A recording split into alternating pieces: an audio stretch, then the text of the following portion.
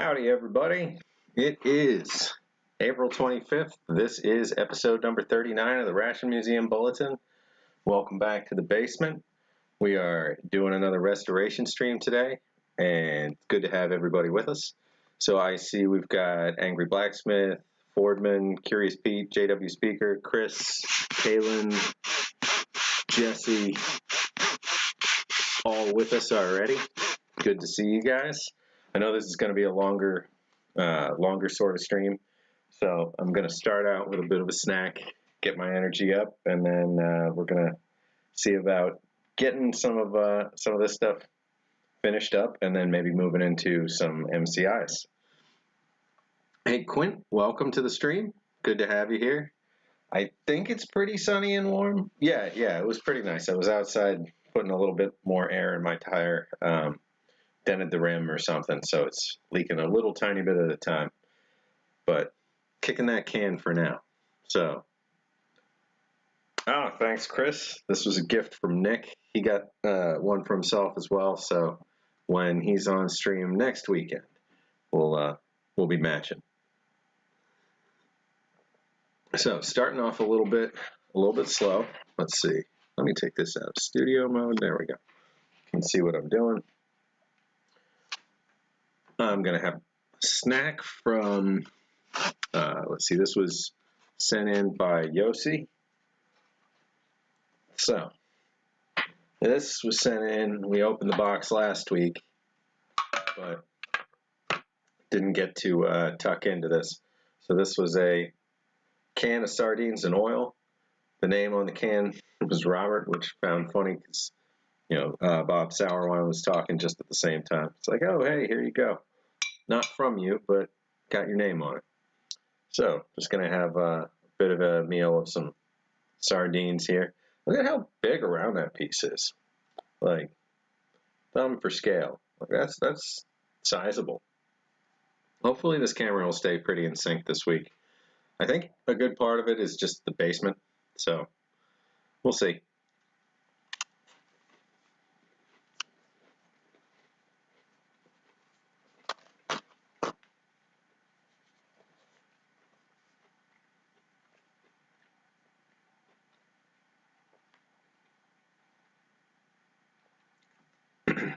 Howdy, Mike. Welcome to the stream. For anybody that's new to the Ration Museum stream, or for anybody lurking, this project is to open up a museum where people can come and learn about and see examples of military food production throughout history. Eventually, there's all kinds of sub-goals, and in the here and now, we want to do as much as we can to get information on the internet and get experiences on the internet and share what we have with the rest of the world. So that's what we're dedicated to. And this stream is just checking in once a week and seeing where we're at with the project, and sharing some of the experience of some of the background work that keeps the museum going. And the kind of stuff that we want to do when we're better established, like cleaning up rations, preserving things, cataloging things, 3D scanning things, eventually with much better equipment than the cell phone that we're using now. But hey, I mean, proof of concept. If we keep working at it now, we can show that, we've got something that'll work, and if we need better tech, we need better tech. All right, so this is really good, by the way. Crackers are also from Yossi.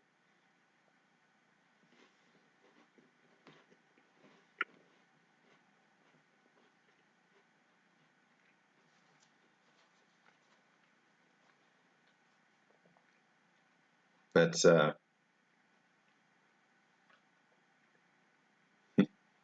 just think it's funny. Whenever something's got such a simple name in another language or in another region, or just when the name seems a little out of place. Like I had a cat that I got from a shelter years and years ago. He passed a few years back, but his name was Ted, and I didn't change it. His name was just Ted. It seemed perfect.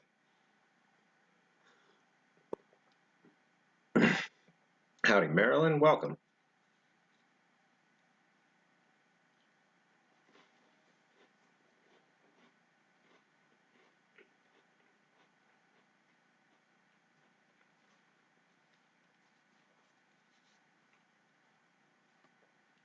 Speaking of caffeine, Jesse's talking about, I'm not going to do any tilting here, but I got my coffee going, and it's a mug from my mom. That's Cheshire Cat. Slowly can see him reappearing from the ears down right now, but he was fully disappeared.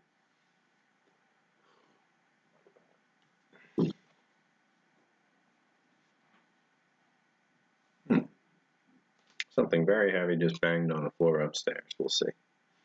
Expecting some mail to get delivered. Well, I mean some packages to get delivered in the middle of this. So apologies in advance if I have to run upstairs once or twice. Right now, I'm just trying to, like I said, get a little energy in me, and then I'll get the mask and gloves and whatnot on, and we're going to start working on these less than perfect cans over here. So you can see what we've gone through so far. We've got the spoons and the accessory packet, and we've got the still looking good applesauce and pound cake cans and the B unit cans. But what we still have tonight, or today, this afternoon, tomorrow, wherever you are in the world, we've got the pork sausage patties and the pretty much still unknown, probably some kind of patty or beans or something. It's a little bulged, so probably had some beans or some sauce in there that could have, expanded over time. So let's see. Here's a little contrast, some fresh and some very, very not fresh. There we go. Come on, focus.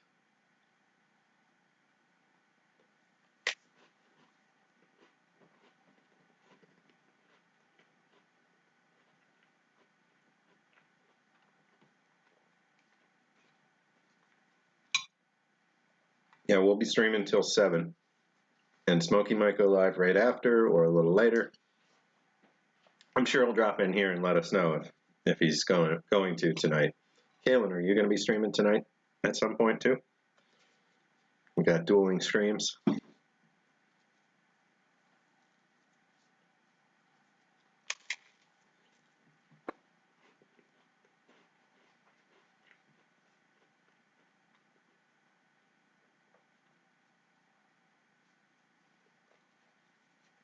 So Fordman's asking how fish holds up in rations compared to feed for pork or chicken. So I've had tuna MREs at about their 30-year mark. And they were edible if kept right. I think it compares pretty well to like chunk chicken or chunk meat, because I think by itself I wouldn't consider it any more likely or less likely to spoil. I think a good deal of the problem tends to be with what goes alongside with the meat in the can. So if you're talking about a sauce that's got a pretty acidic component to it, that would have more of an effect on the longevity of that particular item than I think the meat itself. I've had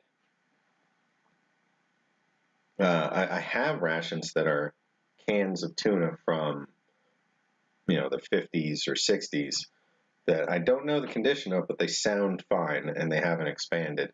And at some point, we'll be cutting into some of those. I think I have some here that we're going to need to open them up, right? That's part of what we're doing for a lot of these, or for pretty much everything that's in the museum collection, that we intend to keep the containers indefinitely. At some point, we're going to open them up. Now, some of it's interesting to see how long it can go, but until we have a great deal of examples of anything in particular, I would think that our best bet is going to be to open things up and preserve the overall can and record what's in there as we're taking it out. So with that in mind, we may take a look at some old fish tonight and see what it looks like. what it smells like, etc. If it's totally seemingly fine, I don't know. Might try it. But I think in general, you know, the meat, the oil in the meat, the liquid in the meat, I don't put one against the other in terms of, you know, faster spoilage. It's all just how much oxygen is in there, or how much you know, exposure. Well, I mean, that's what the acidity and everything leads to in the end, is how much exposure to oxygen is it going to get over time by pinholes or tiny cuts through the package.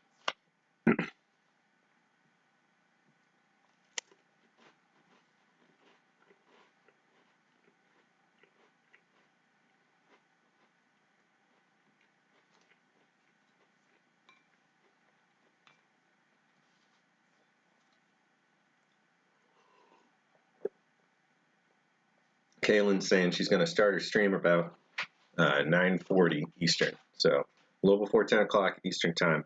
Make sure to tune in on her channel. All right, almost finished with the pre-stream snack here. Swap back around one more time there.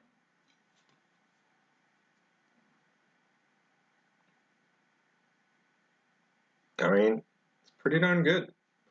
You know, big heavy chunks of fish.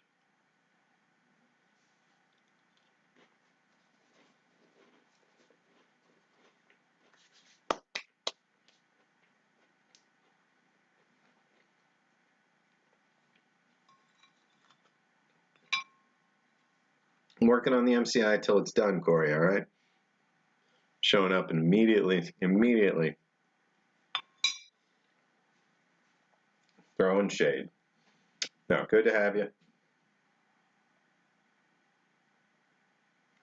Yeah, we're finishing up the RCI first. Very first, I'm just having this can of sardines sent over by Yossi, along with some crackers as well.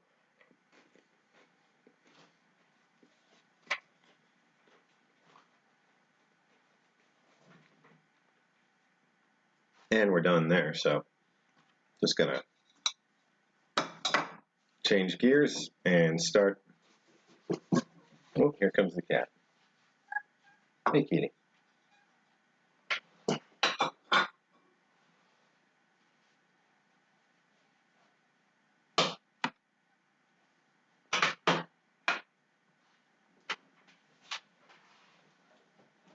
Oh, since everybody loves cats.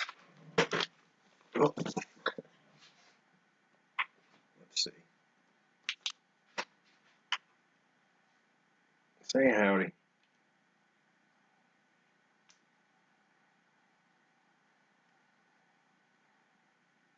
This is Shabby. I think you guys got to see her for a minute last week too, so, or the week before, but she's mostly good. Yeah, she's a bit of a terror when she wants to be. We're trying to keep her and, well, I say we. This is not museum business. This is just me. I'm trying to keep her and my other cat separated, so I just built a door between the upstairs and downstairs this afternoon. And finally got it secure enough that they're not going to jimmy it open. So that was a fun afternoon project, and we'll see how that goes. I'm going to separate them for a few months and hopefully reintroduce. But hey, Yossi, you just literally just missed. So I'm going to have to rewatch the beginning of this, but just had the sardines and had a bunch of those crackers that you sent in as a starting meal for the stream. All right, now we're going to get into the cleanup work. And I didn't get the camera working yet. I had to download something that didn't work on this older laptop, so just gonna make another attempt between now and next time. They were putting a computer together at the office, so might have to attach it to that, and then then we're ahead of the game there. So we'll see. All right, let's see. Hey, Puppy Breath, welcome as well. What do we want to start out with gear-wise?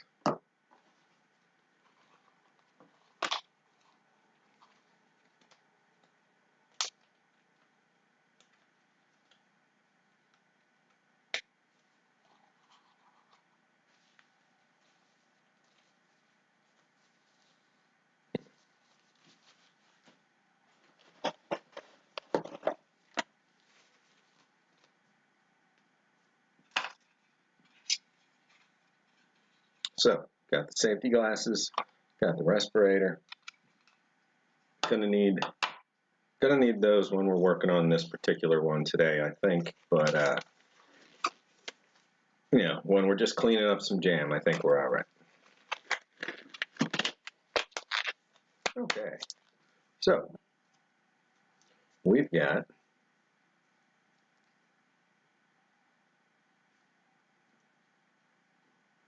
this pork sausage patties where the top of the can is actually still in really good shape, and we want to keep it that way. The side of the can is in anything but good shape. So this is some kind of horrifying growth coming off the can itself. We're going to do what we can to scrape that down, minimize that, see what that even is. Is it coming out of the can, or is it just on the can? So we'll see. No yellow hazmat. The hazmat is more for splashing. There's no pressure in this. There's holes in this. And same with everything we dealt with last week. So the next fruit, which there could be some in these, let's see, in these boxes over here that we're going to be looking at in the later part of the stream, there could be some fruit in there. And then I'm definitely going yellow. So we're going to see what, oh, hey, thanks Puppy Breath for the super cool project comment. All right, so we're going to try and clean this one up. Let me get some of this other stuff better situated so you guys can see.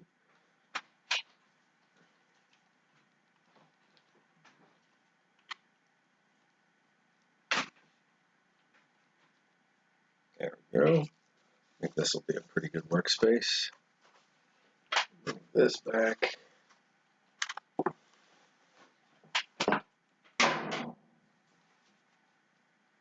All right.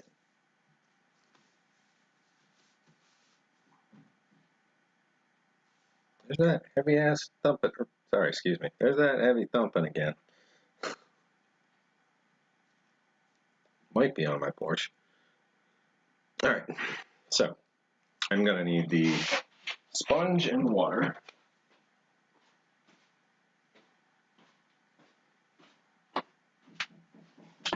Oh, and there we go. We already have a delivery. So, oh man, should I go and answer like this? All right, I'm gonna put on the Be Right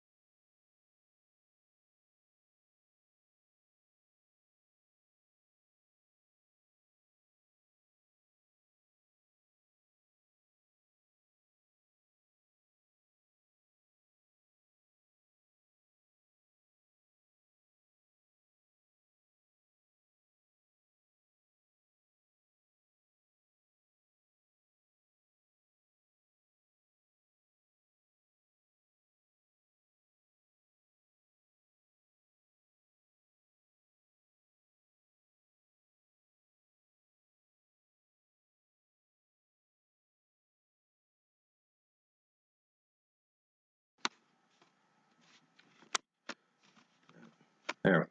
All right. Back. All right, that was a delivery, so hopefully that means we're good for the rest of the stream. I think that's the only one.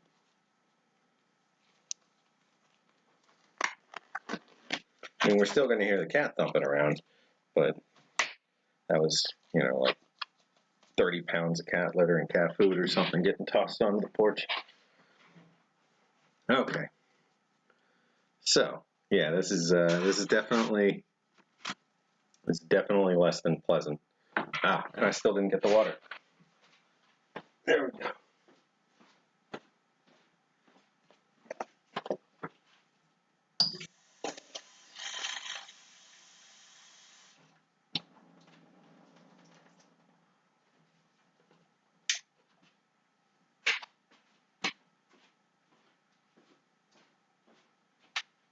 Okay, one last gulp of coffee before we cross that threshold. There we go.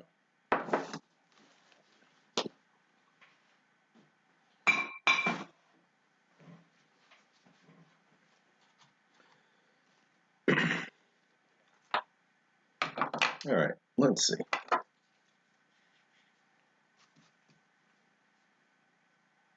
Okay, that's just,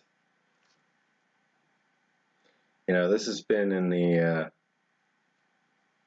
in the background. This has been what I've been interested in finding out what's happened for years. Part of me says clean the outside first. Another part of me says take the bottom off, see if there's an obvious hole through to the outside, and then, you know, we can be a little more careful. So I'm thinking bottom. I'm thinking bottom first. Hey, Smokey, welcome. And Joe Green, and anybody else I might have missed. Let's see. So, where is our, here we go. We got our smooth edge can opener, fancy tech. So it's gonna clamp on and cut around from the side instead of from the top down in. And it's gonna leave the edge cut smooth because it's gonna kind of crimp it in on both sides. So, and then you can remove and reseal the end, which it's just fantastic. It's like, you know, we needed a specific tech. The tech already exists. So this is an example that I'm holding here. This is the applesauce can from 2 weeks ago where we did this. So this whole bottom here, this has already been removed and can go right back together. And it's very displayable, and it's still got, you know, the bottom stamping. We don't have to give up the display of either side of it, really. Same thing with this pound cake. You know, the bottom had some good rust starting on it already, but, you know, overall, the displayability barely changed, and nothing's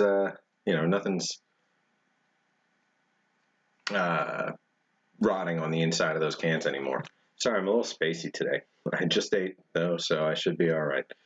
Let's see. Take a sample of what's on the side here. Now, that's a really interesting thought, and I'm gonna say that's worth doing.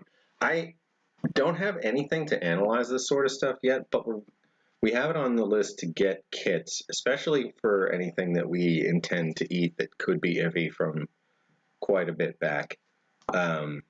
We want to be able to at least test for a couple foodborne illnesses. So we're going to pick up kits for this stuff eventually. And we're also going to want to have microscopes and, you know, all that. Digital, I think. But, you know, that doesn't mean we can't take a sample now and keep it for later. So I'm going to grab a bag. I'll be right back.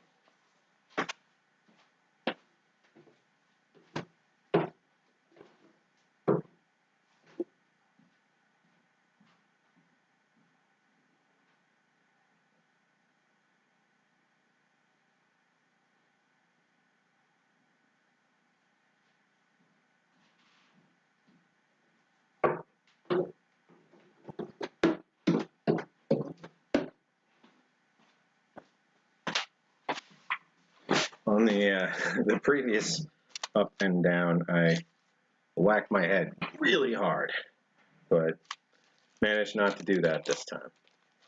So, here we go. I think this was a great idea. Thank you, Joe. We're gonna... Oh, don't have my trusty knife on me. I don't want this whole stream to be me just going back upstairs and coming back down here and going back up there. We're gonna... Man. So there's some give to this.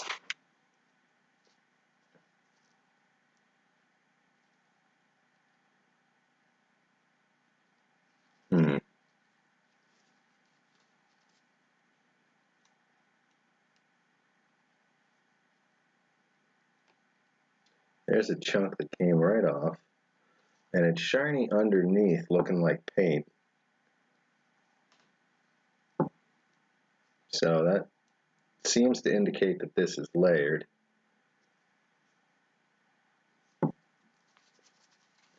This feels like a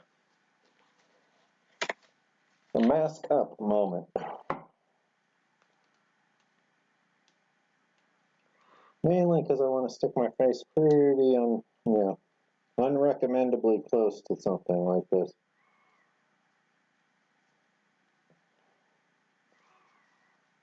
So we've got the paint as this thin film lining that has separated and gotten kind of translucent up there. We're probably not going to save most of this. Oh, shoot. My laptop's not plugged in, of course.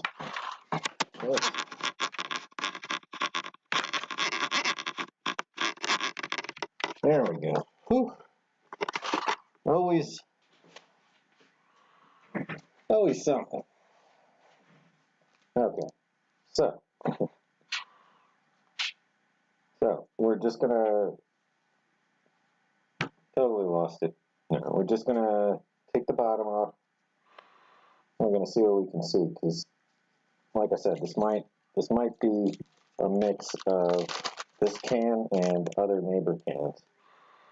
I'm gonna take some of these chunks and put them in there for right now.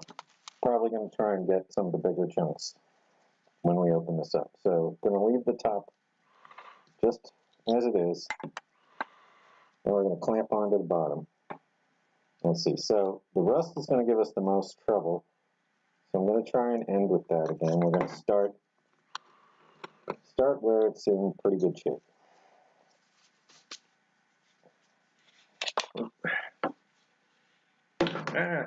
There we go. And I'll keep my face back for a bit.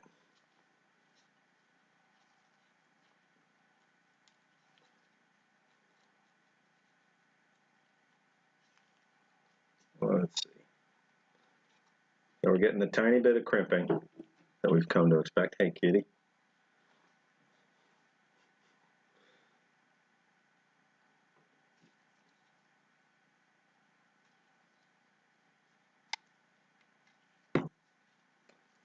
And here it's starting to pull away, so I'm going to manually kind of walk it and hold it. Don't want to press through because it doesn't seem like there's a ton of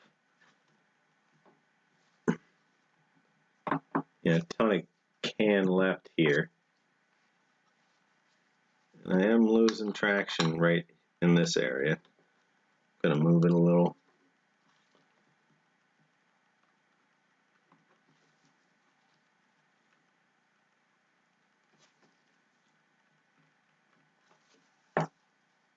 Almost back to the starting point.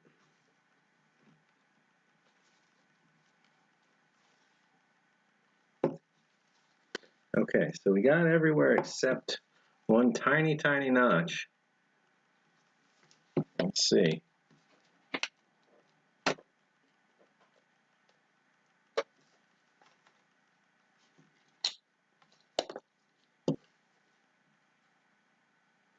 I think this is right around where that notch is.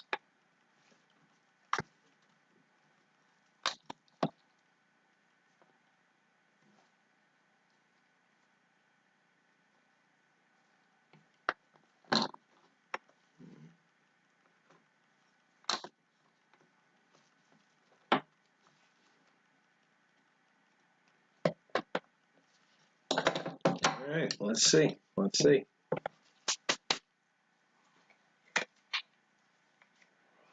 All right, here we go. Ooh, we got ourselves a feast. We got ourselves a feast. Let's see.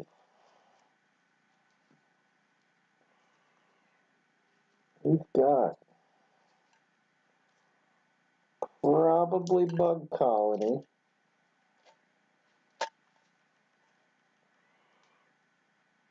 Huh.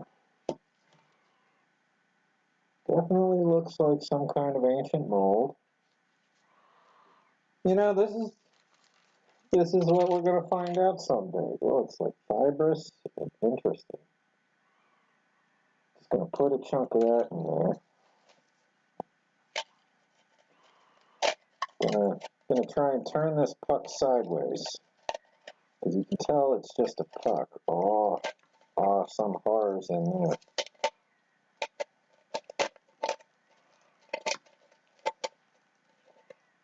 They say it's worse than Ebola? Yeah, it's worse than Ebola. And where did it start? I don't know, some can of sausage patties? Okay, so this used to be pork sausage patties. Well, would you look at that?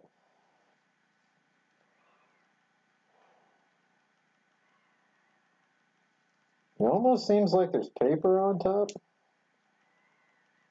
but yeah, I'm pretty sure you can't eat this. So who wants to see in the middle of this thing? Oh. It is still a very, very tough item. Oh, there we go.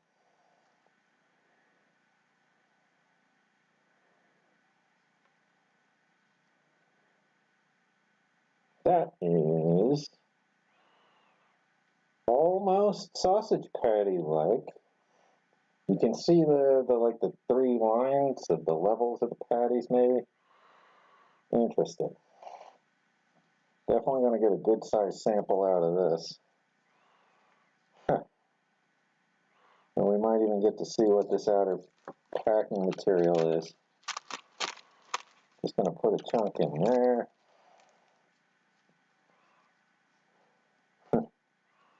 Okay, I'm going to send this horror from the great beyond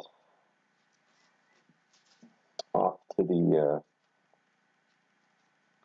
the trash. So, oh wow, there's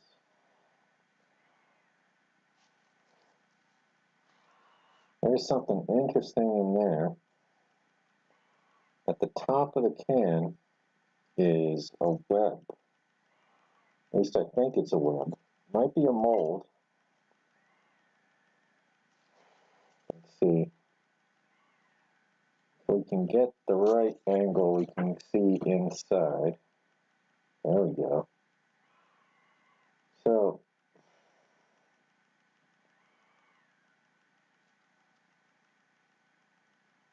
yeah, at the top in there, it almost looks, oh, actually, I was going to say it almost looks like lard or fat. And it actually might be, now that I think about it, but maybe not.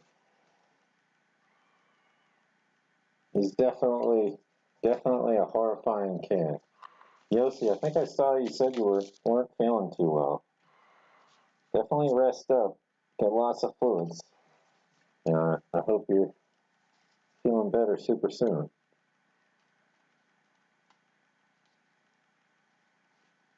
So, where do we even start trying to preserve? The inside is going to take some roughing down to get this out.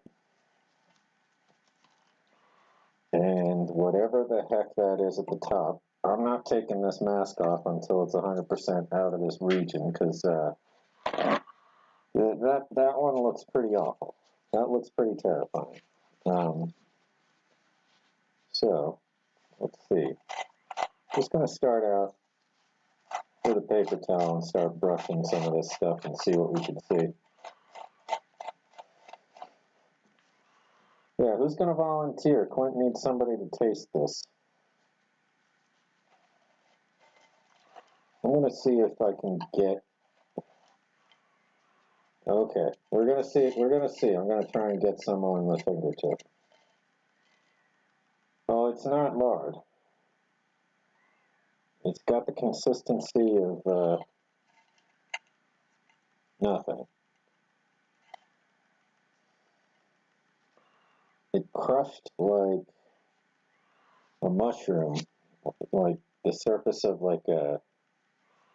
Yeah, it's probably fungus of some kind.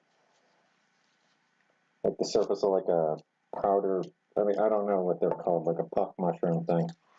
And see how I was saying, like, I didn't want to put too much pressure on the middle of this, because it felt a little less than sturdy. Yeah, now that we have it off, you can see it's perforated in a few spots, and it's rusted here, so this wasn't a very sturdy spot on the can, which we already knew, but, now we can see for sure. So, I'm going to start with a dry but rough sponge edge, and we're going to see what we can take off here in terms of just the material stuck to the bottom of this lid.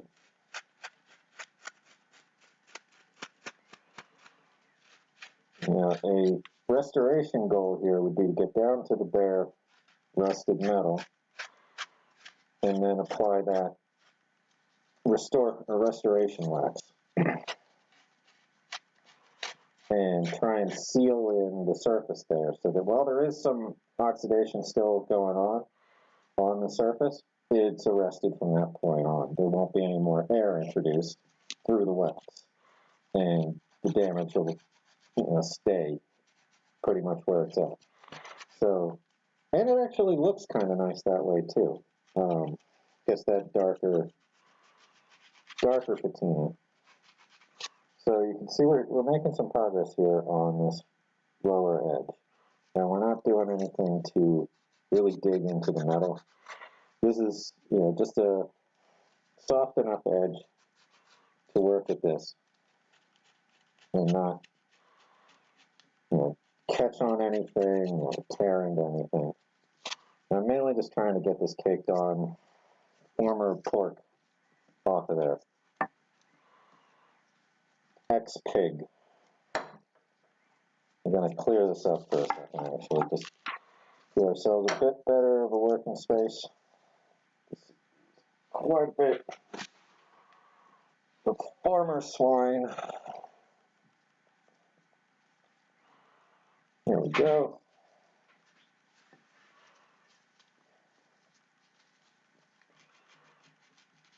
When we get most of this off of there, we're going to try and put just a little bit of water on anything that's just a little too stubborn, but hopefully we can get most of this done without any water. Ooh, a nice big chunk broke free there.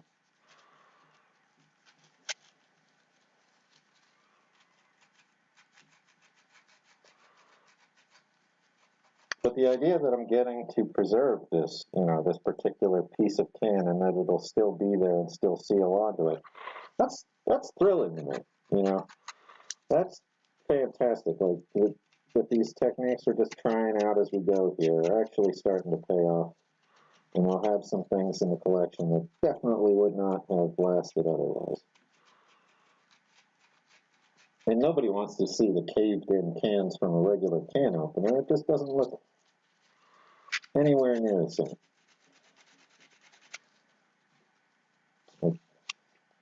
So this little chunk here is like polishing up. This will be the kind of thing I'm going to apply just a little bit of liquid to. And then on the outside, I don't want to really get rough at all, so we're going to use the sponge here. We want to see how much of this is just sitting on the outside there.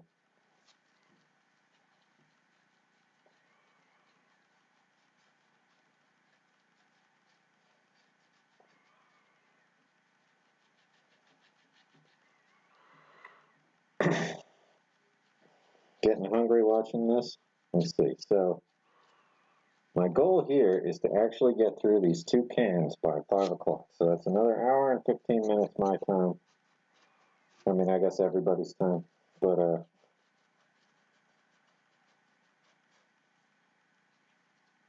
starting to wipe a little bit. Huh. Actually, no. Starting to form some suds or something there. That's interesting. I wonder what it's breaking down that's causing that. Yossi, feel better. I'm glad you got to drop in. If you check out the beginning, just the first like 10 minutes of today's stream, you'll see the sardines. But get some rest, my friend.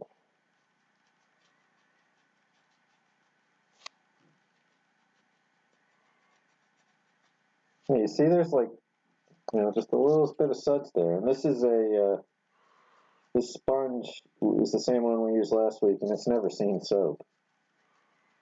So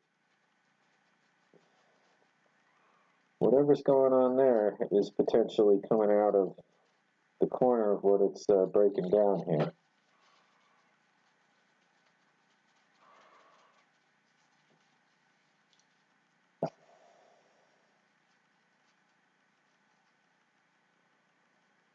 Let's see. It's getting a little interesting. I'm not sure. Oh yeah, some gunk is definitely coming out there.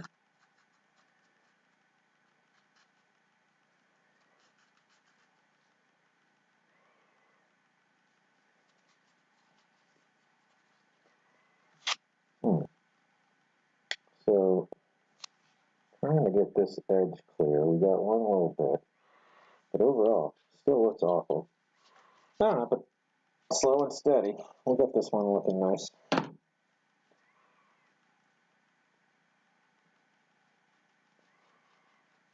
Try and get the low-hanging fruit. Give it a once-over and come back for the rougher stuff. And sorry if I'm being quiet. Let me remember to shout. Almost shout.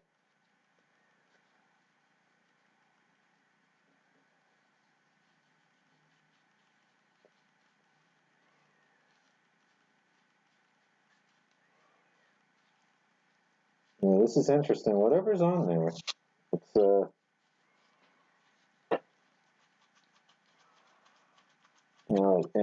it's producing a little bit of bubbles, a little bit of froth when scrubbed.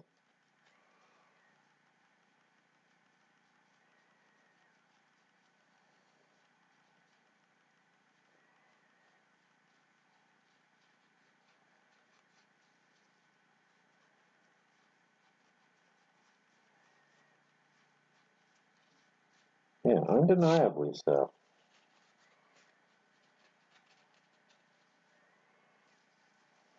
In this one particular region.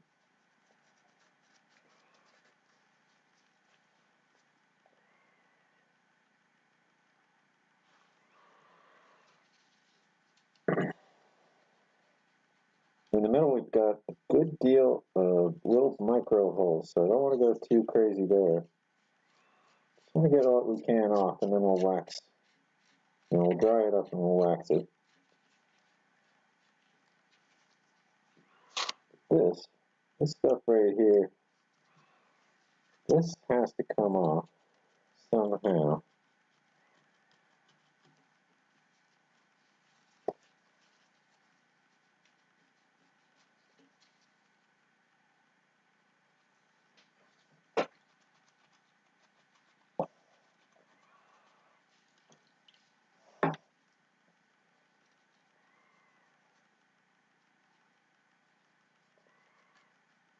Hey, Rachel, welcome. Good to see you.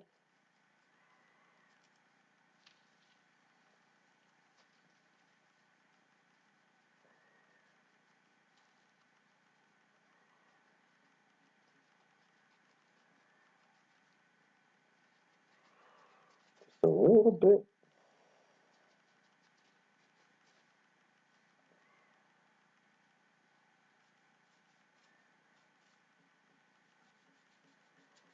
And then this one will pretty much be okay.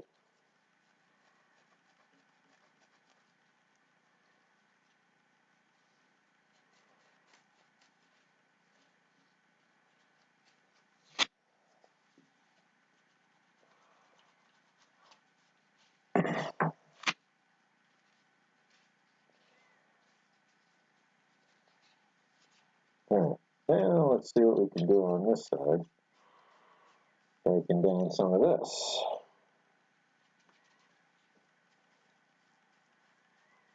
I think I'm going to let it soak in a minute.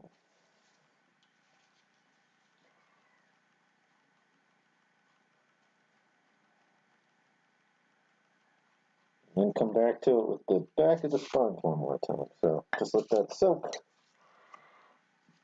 Now this I still just don't know where to begin. If we've got this very disturbing material at the back.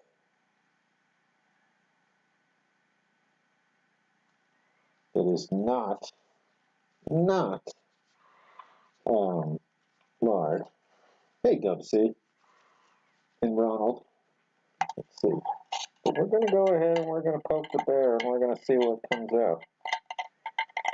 Let's see. So, this is a piece of whatever it is.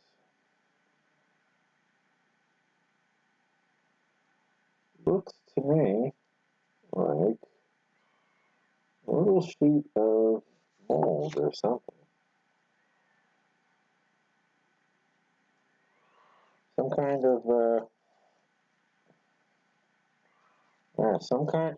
of fungus that was growing on the inside of this can. I'll do my best to just get this stuff out of here.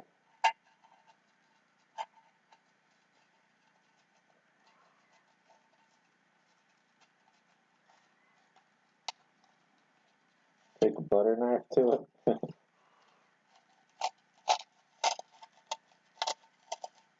Now, if the can was a little bit sturdier, I think that wouldn't be such a bad idea. Alright, so this is where all the madness is happening. And on the inside, you know, I do see some perforation, but I think most of this is external. So let's see what happens. Yep. Well, we do have a hole right on through now. So, my thoughts were definitely, well, I don't know. There's a mix of can and not can now for sure.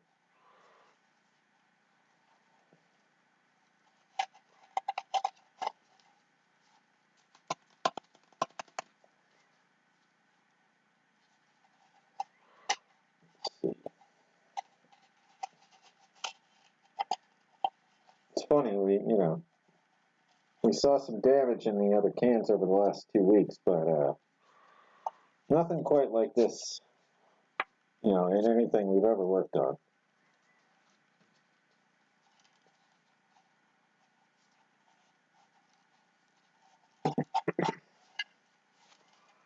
So, most of the inner nonsense has been cleared out.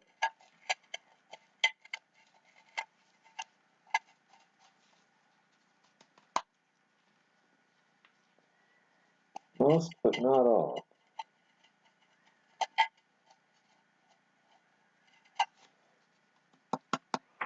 Well, wouldn't that be something? If we just keep sending these samples off somewhere and eventually find something that's originated as a totally unique organism inside one of these rations. I mean, this would be the one. This was the one that had that moth colony living in it for, 60 years, generation by generation.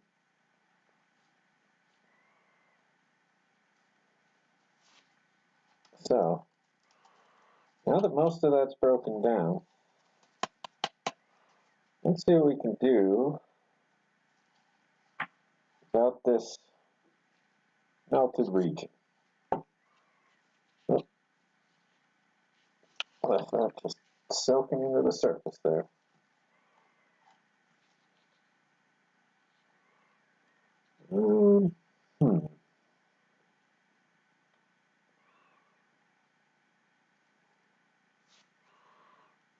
See now, Part of me is trying to justify keeping it exactly like this, and part of me saying, break it down to what's actually there, and keep what makes sense. So that's what we're going to do. It's just a bit of a struggle.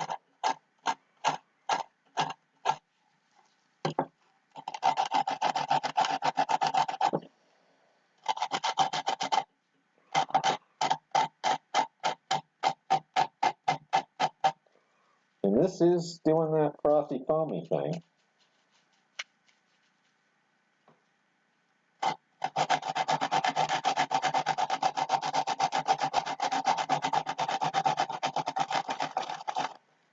You guys see that?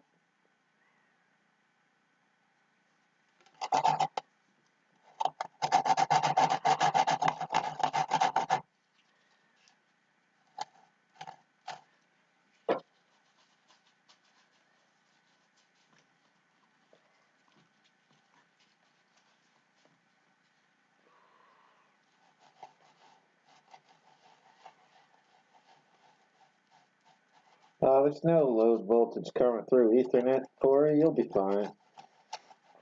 Unless they share a socket with your mains voltage.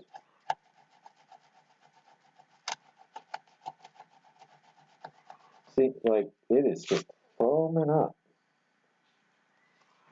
And there's no soap at all. I'll keep rinsing it out down to nothing. So, whatever this is, it likes to foam.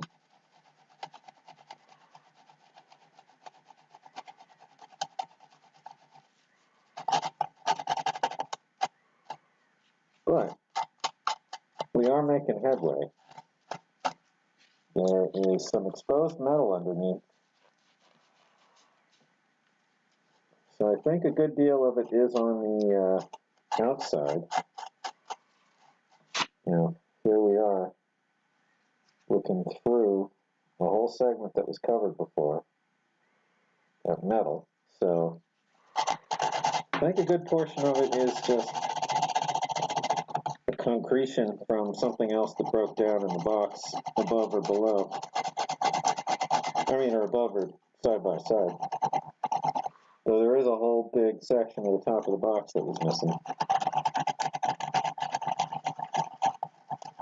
And I can't remember, until I find these photos, what the positioning was for this one inside.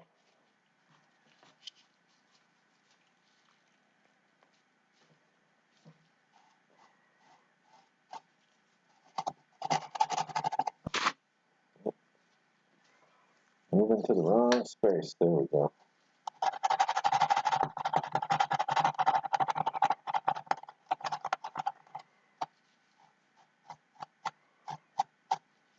Yeah, these are just probably fruit or something.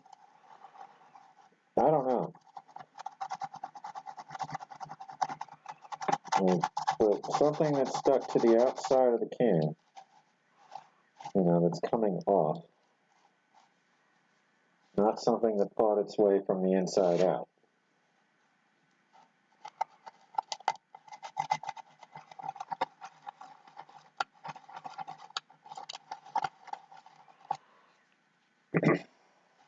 I think the fat in the meat could have made soap. Well, like you were saying a little bit ago, Foreman, there's a few other ingredients that go into the process. They could exist in here in some form, I'm not sure, but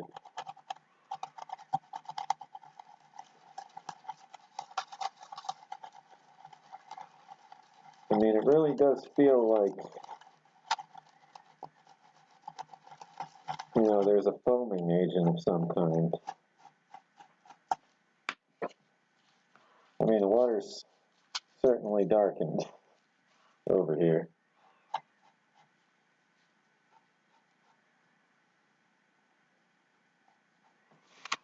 So I think some of it is from the inside, some of it's from the outside. I don't know, because right there, in the middle of what you're looking at, is paint on top of everything. At least I think it is. But this is still coming off over here, so I don't know.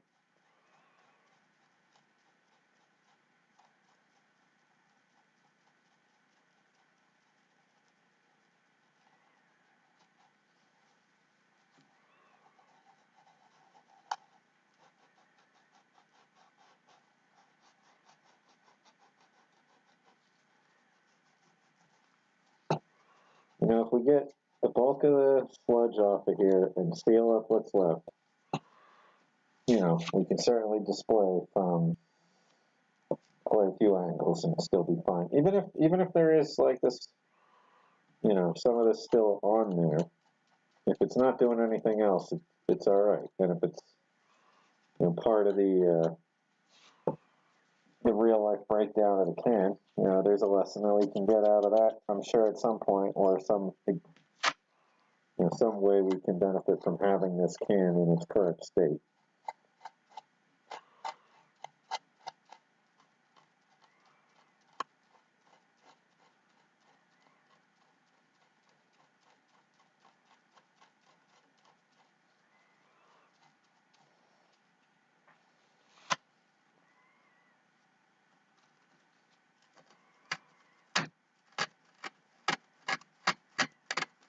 Welcome back, Gordon.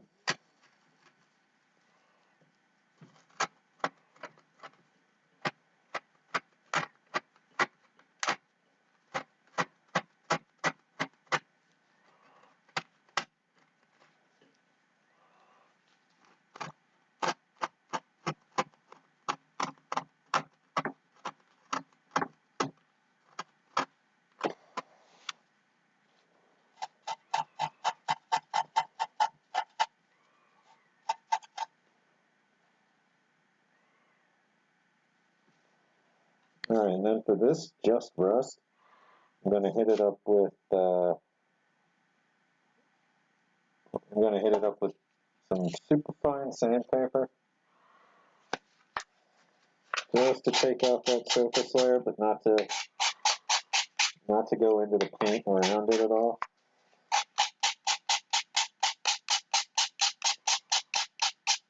Because we're going to come over that with the wax first, since that's the easiest.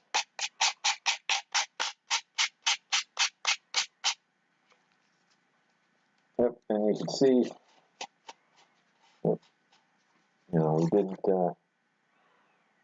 take off any of the paint around it. We still have quite a bit of nightmare to deal with here.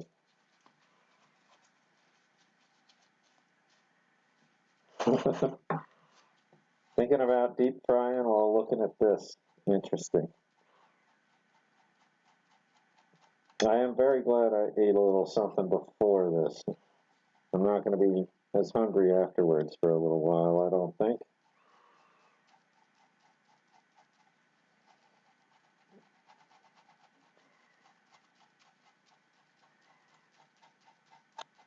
But overall, this is cleaning up, almost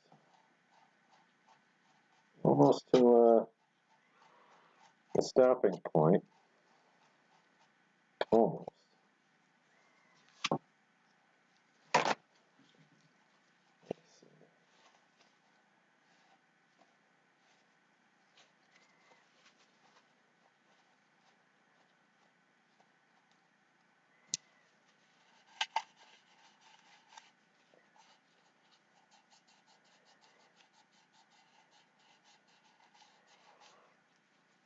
You know, with a lot of these cans, right into the cracks, there were all kinds of little, like, cocoons and bug casings and stuff where I guess they found that, like, little lip of the can to be a great spot to latch on and make their nest, you know, their cocoon for when they're transforming.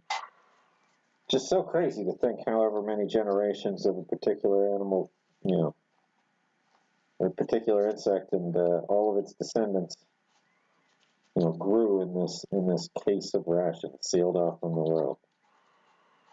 Now that would have been something to sample. I know.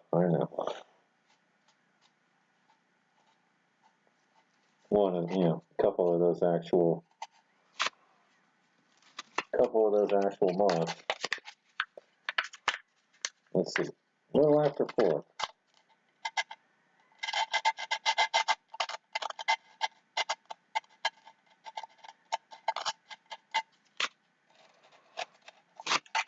I'm just taking a little bit of the sandpaper to the rust on the top. I just want to blow on it. Alright, we're going to try and seal this up like this.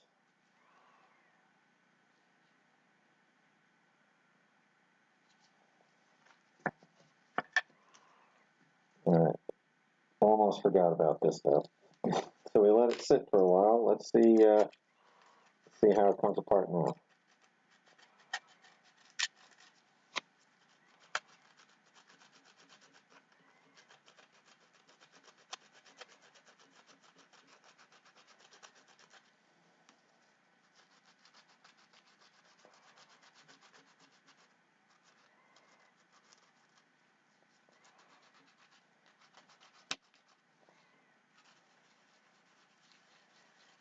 I mean, it's definitely rusty.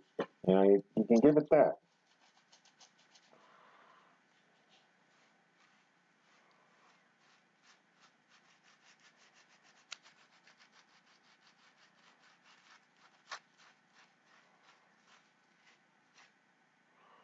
Ooh.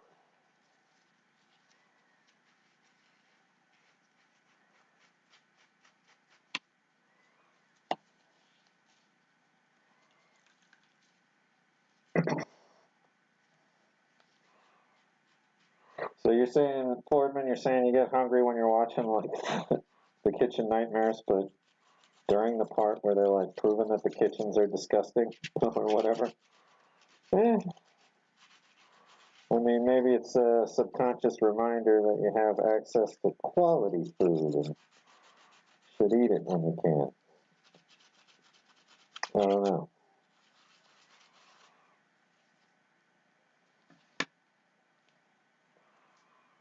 Let's see here. See how this looks after wiping.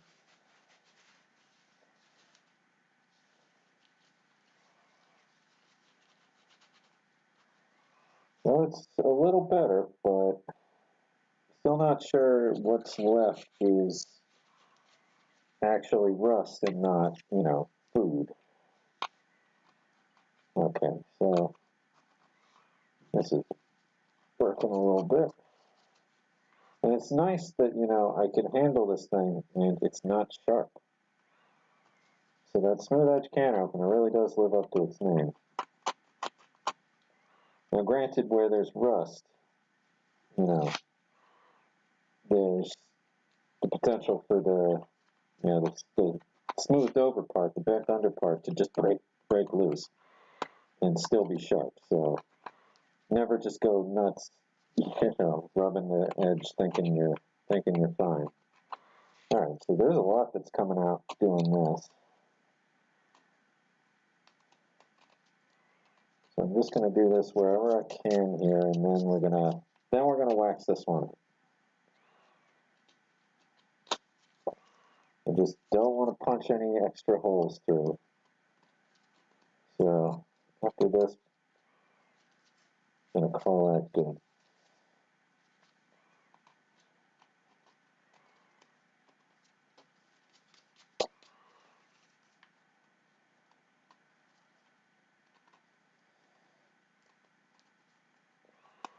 Okay, so there we go. Just a rusty can lid. Oh boy, howdy. I'm super excited. Alright. Just going to clear this up again.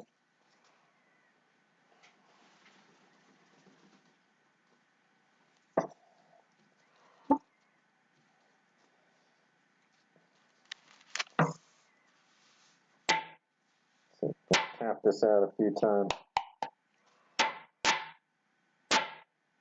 Still little bits coming out.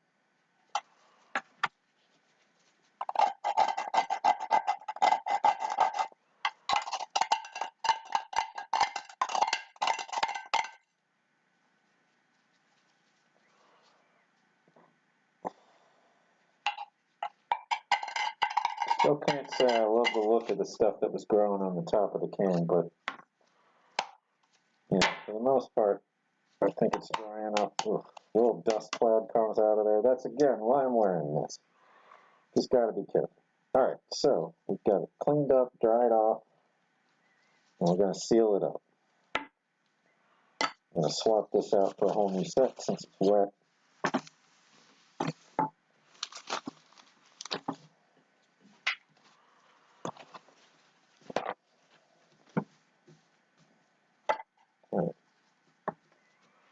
Overall, I think, we've got the can looking pretty nice for how it started. This is certainly not lovely, but it's a good deal reduced. The inside, could be better, but free of detritus. Alright, so let's get out the restoration wax and start giving it a mild coating.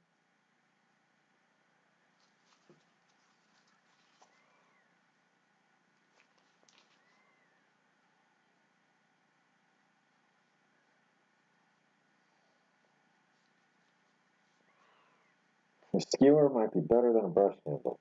I think, yeah, bit by bit I'm going to need to improve my tools here. We'll need picks and, wooden tools, metal tools, plastic tools, stuff for each occasion, as it makes sense. And slowly figure out the best way to do all this stuff. But for now, we're doing our best to arrest the decay. And I think these efforts will, be a good stopgap for a good long while with these particular items. All right, let's see. So, that's still a little much, I think. And I think part of that is just because of what's still on there might be coming off.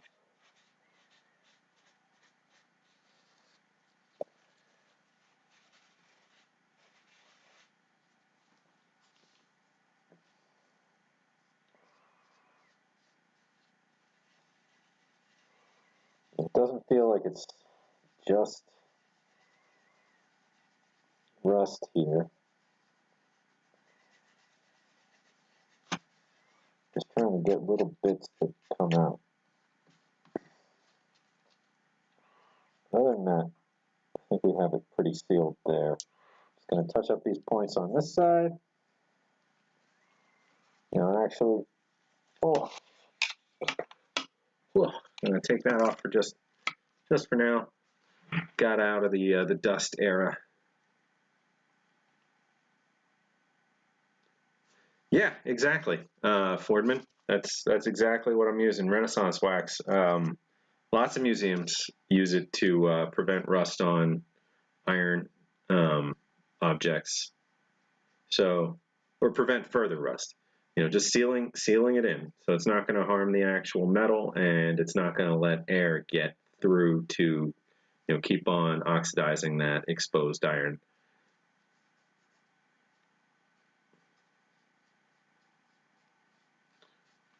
So we're just putting a little layer over all the rust spots.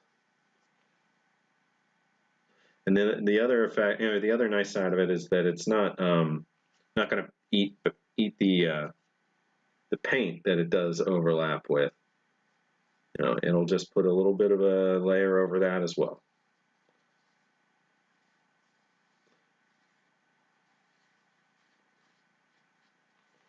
So this will, it darkens it just a little bit. so it's not that bright red color, but that's, it's hiding the iron oxide.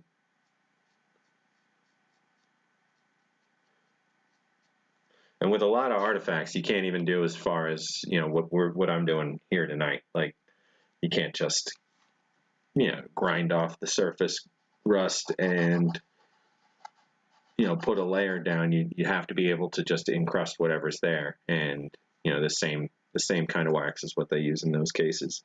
So that's why I'm not too concerned about the little tiny remnants that don't get fully separated here.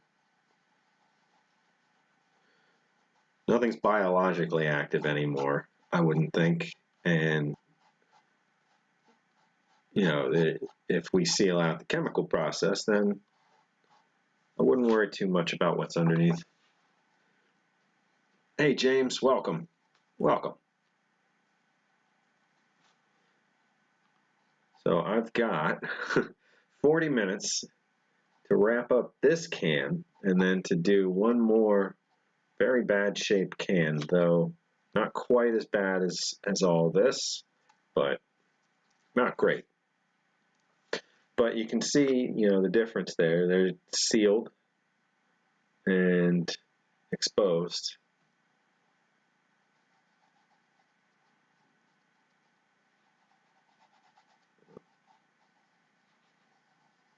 Heard my gate. Might have another delivery. I have one thing that's been in the mail for a week longer than it's supposed to be. Keep getting the we missed you notices, and it's sheets. There's no signature requirement. Just leave it. But they won't. So I signed their thing again and left it on the door. I'm just like waiting, hoping, because I think it's the send it back stage soon. Is like they'll send it back to, return it to the sender if they believe I'm undeliverable, which is just silly.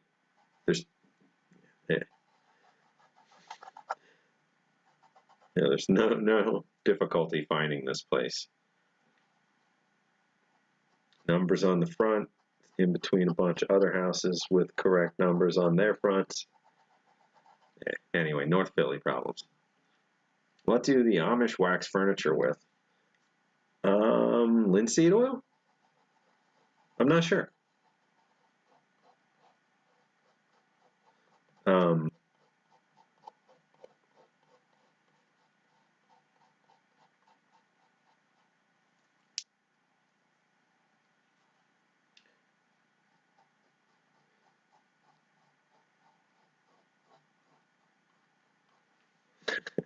Whatever it is, whatever this is, I'm encasing it in wax, and it'll be there 50 years from now. And that's okay.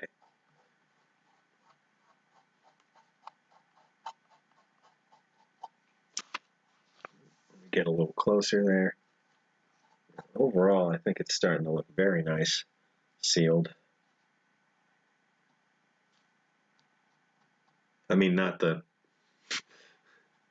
awful part, but I mean, overall, the can is starting to look pretty okay.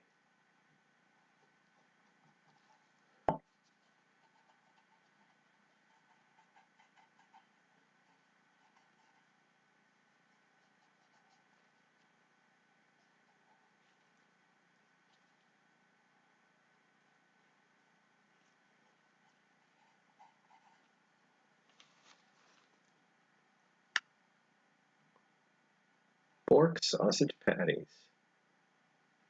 Packed by the Colsey Sausage Company of LA, California. Ingredients: pork, salt, sugar, MSG, flavoring. Well, monosodium glutamate, but MSG. They might use beeswax. That might, sure they have an equivalent.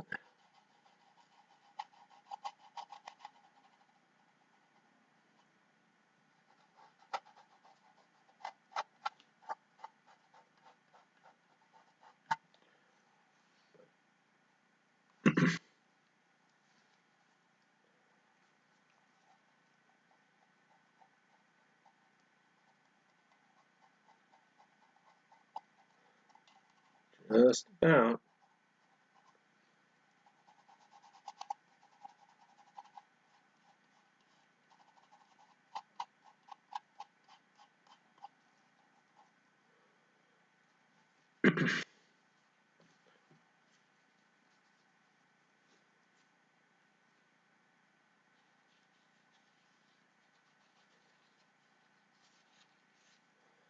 All right. Forgot I had already done this side. So now we figure out where this matches back up. Usually a pretty unique set of dents somewhere around the edge.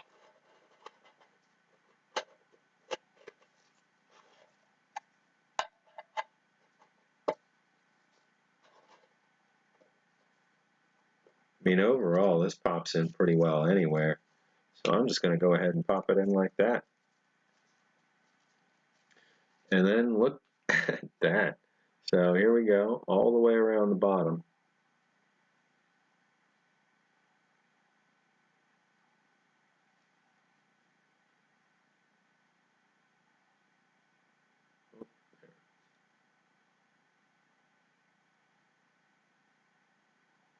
I mean, perfect. In terms of looking like the can's back together, I mean. So we've got a nice sealed up, preserved can of formerly sausage patties. Let's see.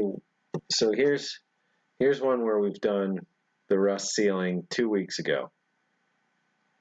There's no real indication at the surface that we put anything on there, and it's nice and dark. So let's see if we sealed up any good rust on here. Here's a nice spot.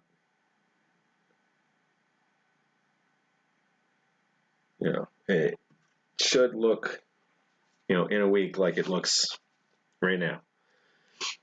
But one more can, and we got this RCI fully disassembled and saved. Now, I saved this one for last because I'm not certain we're even going to do this can. This is mask up time. So before I go that far, there's something rattling around in here. So it's probably Patties again, of some kind. But I'm not sure. A lot of stuff shrunk down, dried out, and then rattles around just fine as that little lump. But hey Robert, welcome. We just had the can of sardines. Well, I had the can of sardines with your name on it earlier from Yossi. Just this.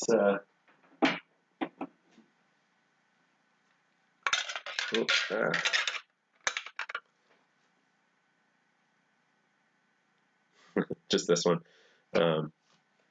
Really good. With some crackers. And we've been working on restoring this pork sausage patty can. It started out looking exactly like this. No, I'm kidding. The top was in pretty good shape already. And then we've also got from here this B2 unit, which has extremely, extremely dark paint. So it's one of those, it's very hard to tell that it says anything kind of can until you're looking at it right. But there's no fading there. It's a Booth Fruit Company did the actual B unit can, and then as a comparison, here's a B1 unit that was also done by Booth Fruit. Like, they're just very different color set. And then here's a pound cake that we were just looking at. So between the three of these, we've got a lot of paint hues. There wasn't really any uniformity throughout this particular ration. And I'm keeping one paper set and probably one of these stacks of crackers, since they're still pretty good looking for now. See, I mean, crackers might be displayable for the long term. Though definitely very proud of, this one was cleared out. This is a punch top, so there was a lot of leakage around the seal all the way around, but all nice and cleaned out now, and still going to display just fine as a sealed looking can of jam. And then the other one, ooh, so this one had those chocolate discs, which still not certain, what to do with. And they're rough, they're soft, they're not going to last. But the labels, I'd like to scan or something before I get rid of them because they're not bad. So, ooh, we didn't finish this plum jam. I picked it up. This is heavy.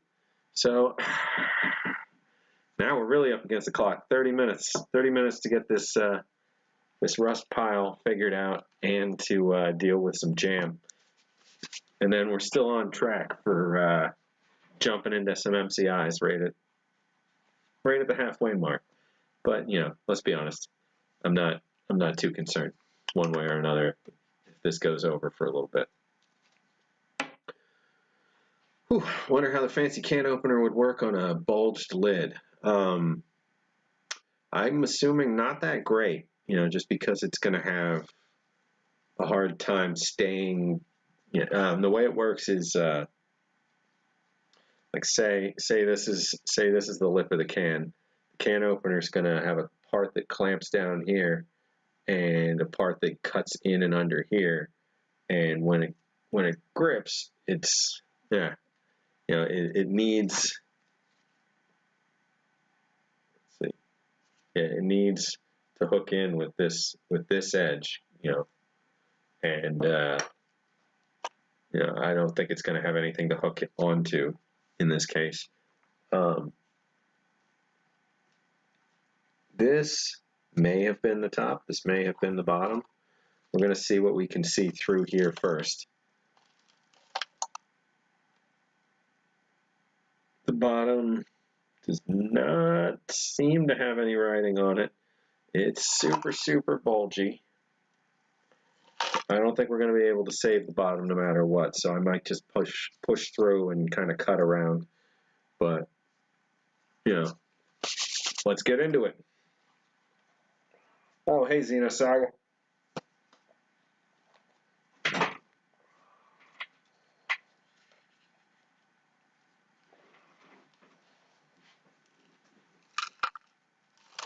Okay. Yeah. There's nothing. Yeah, there's nothing salvageable about the bottom of this can, so I'm going to go ahead and punch some of this out.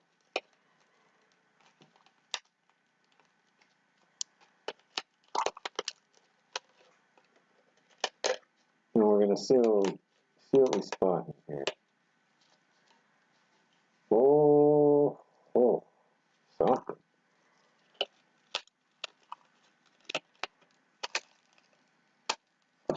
Ooh, this side's really soft, trying not to break it.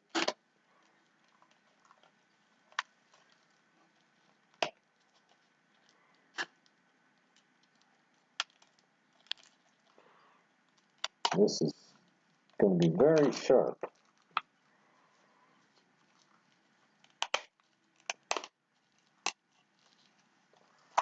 A lot of this is just breakable, but some of it has some toughness left to it, so just got to be careful where I'm going.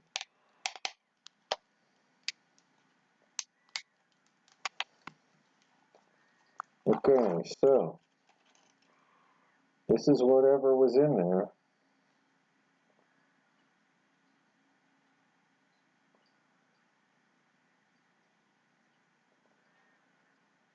This is a kind of a horrifying puck of some sort. See what else.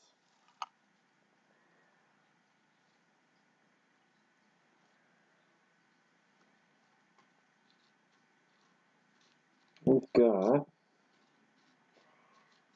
some archaeology going on here. No, I don't see, don't see anything that jumps out. I mean, almost up here looks like maybe beans.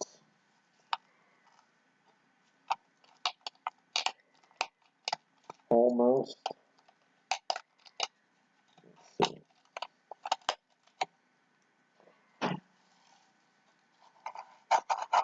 Let's go slow, you know, let's go easy on the top. Let's just brush back and forth first. Not trying to take off any major layer. So I see a 2.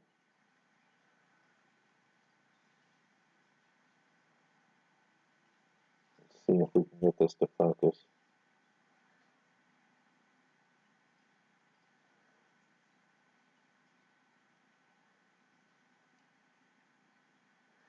So there's a 2 right here. It's, oh, there we go. That's about the only writing I can make out on here right now.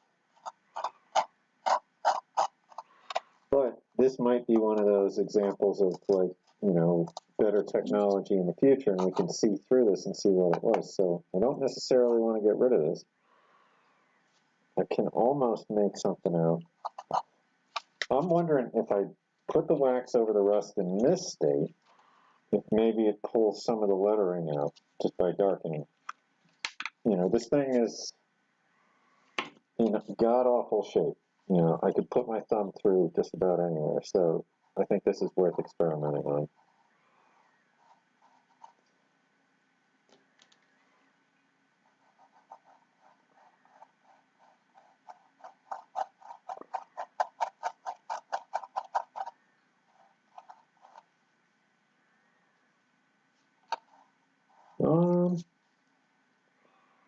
I don't think so. I don't think anything's gotten more readable.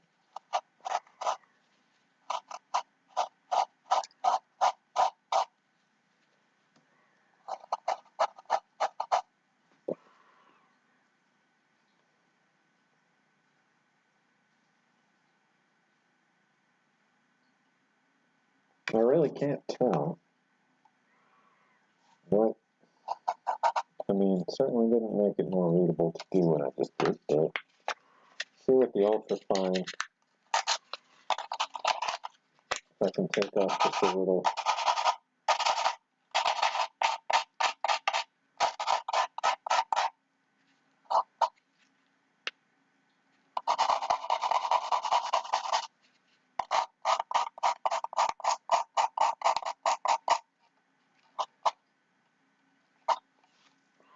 Yeah, I mean, overall, I don't think this one's going to be considered salvageable. It's bulged, it's broken, it's unlabeled. I think I'm going to let this one go.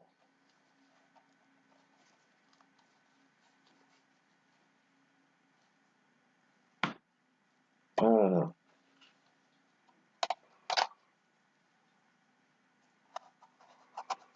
Maybe one more try. Let's see.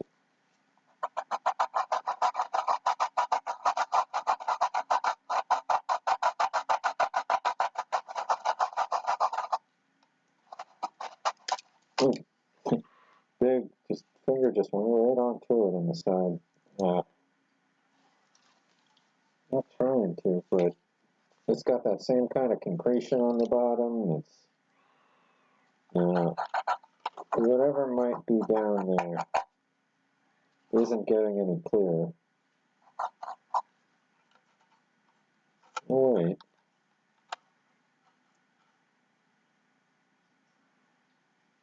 No, I think it's just a kind of an optical illusion going on right now.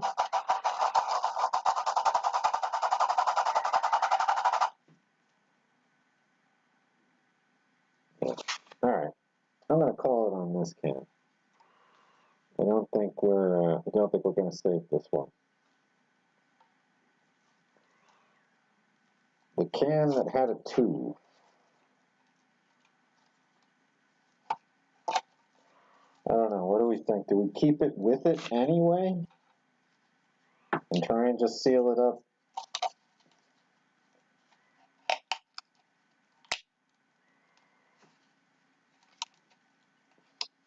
I mean, it's going to be sharp. It's going to be full of. I think we're just gonna call this can.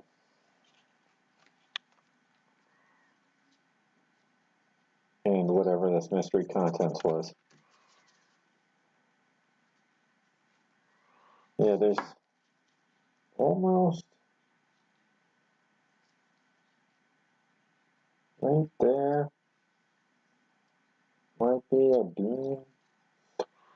I don't know.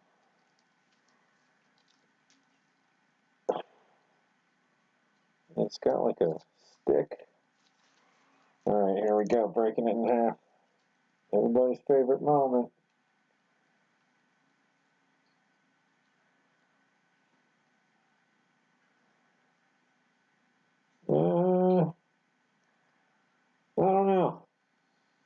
I don't know.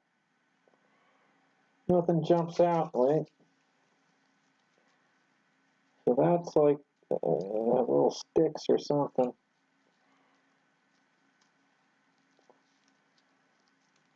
Green beans? No. I don't know.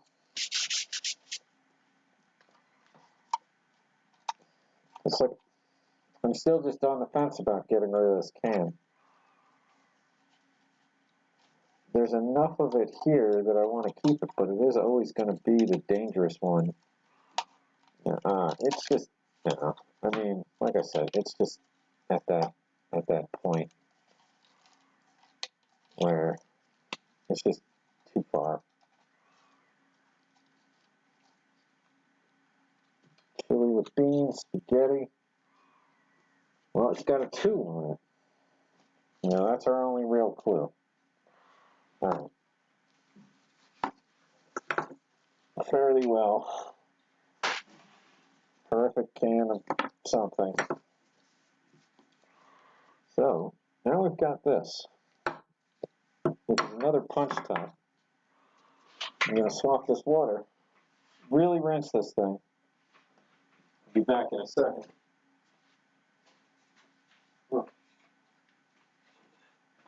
Ooh, I have to take that off again.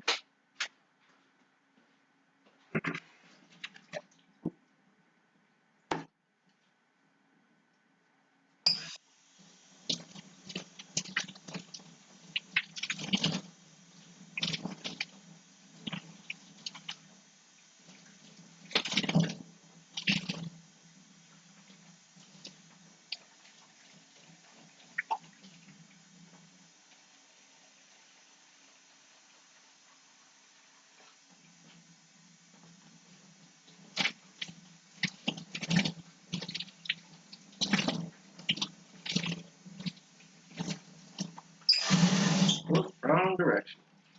Alright. Now there's nothing even resembling soap still inside of this. I'm okay to go re-proceed. Whatever. Talking nonsense again. Okay. So we're doing a jam.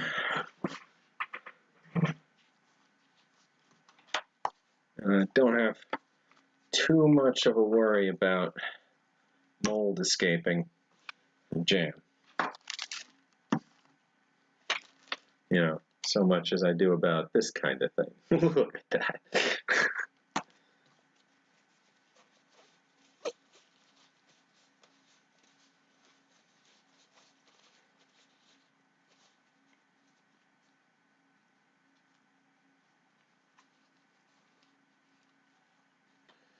Yeah, so this, we have a little bit stuck on the back where it was stuck to the paper on the inside.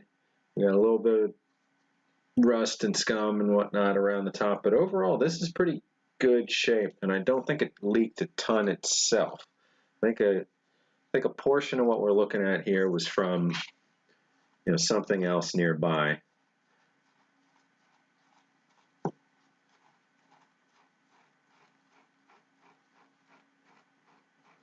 So we're just gonna start just giving it a wipe down. See if we can get the sugar remnants to just come off.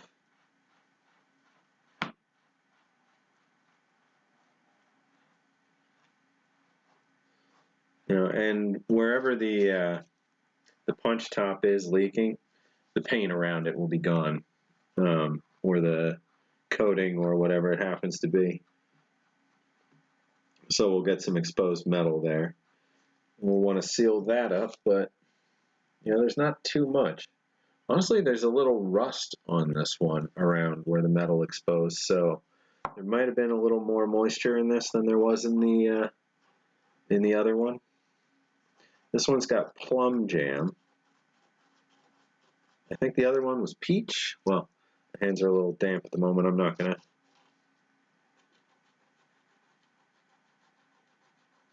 go reaching for that one. So there's definitely some pinholes.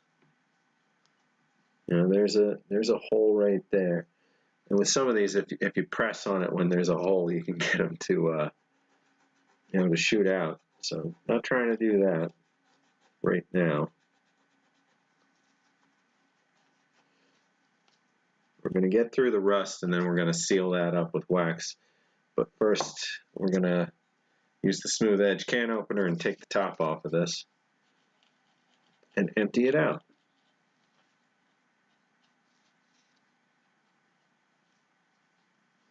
So it's damson plum jam specifically.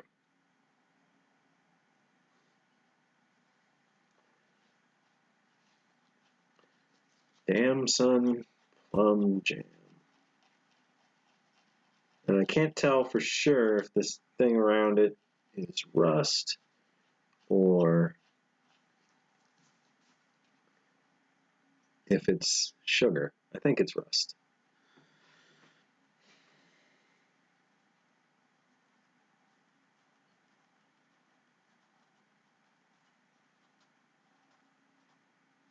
I think I missed the sardine story. Let me roll back a second.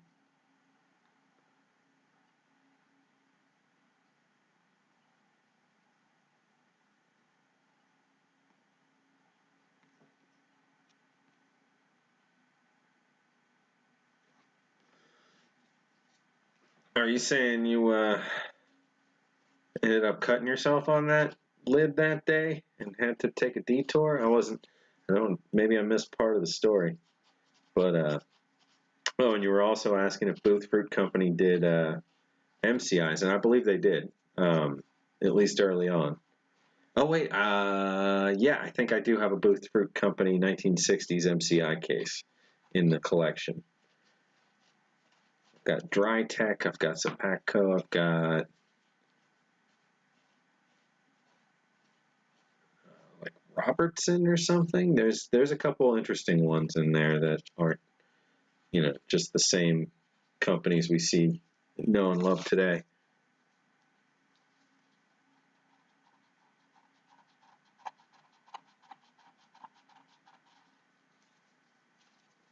I think this is mainly just rust that's left here. This is sugar.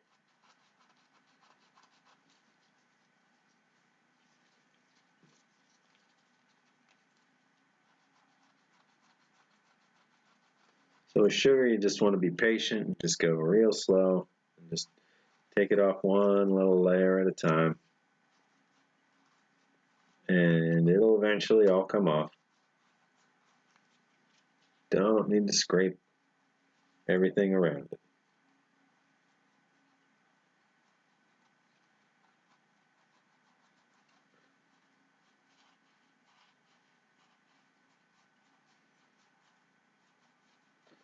Definitely starting to get that hint of smell from the jam.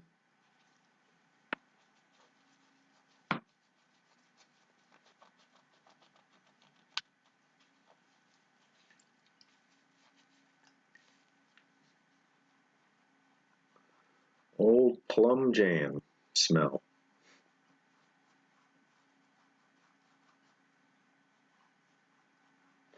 Almost got the dark spots down in there.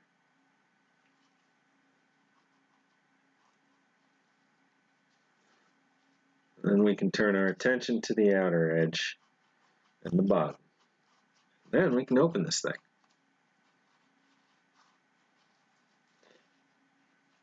I just recently stumbled on some good pictures of RCIs in the, opened up in the old days. I don't recall offhand what I was looking at. I have it saved somewhere. Smoky. But I think I have a couple good open ones. Ooh. I'm going too rough on it there, and I scuffed it up pretty bad. So let me try and soak it.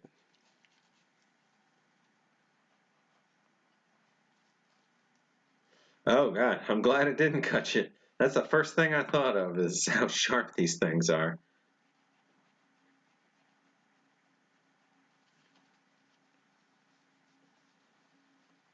Oh, it's coming off. I should have definitely started with more water.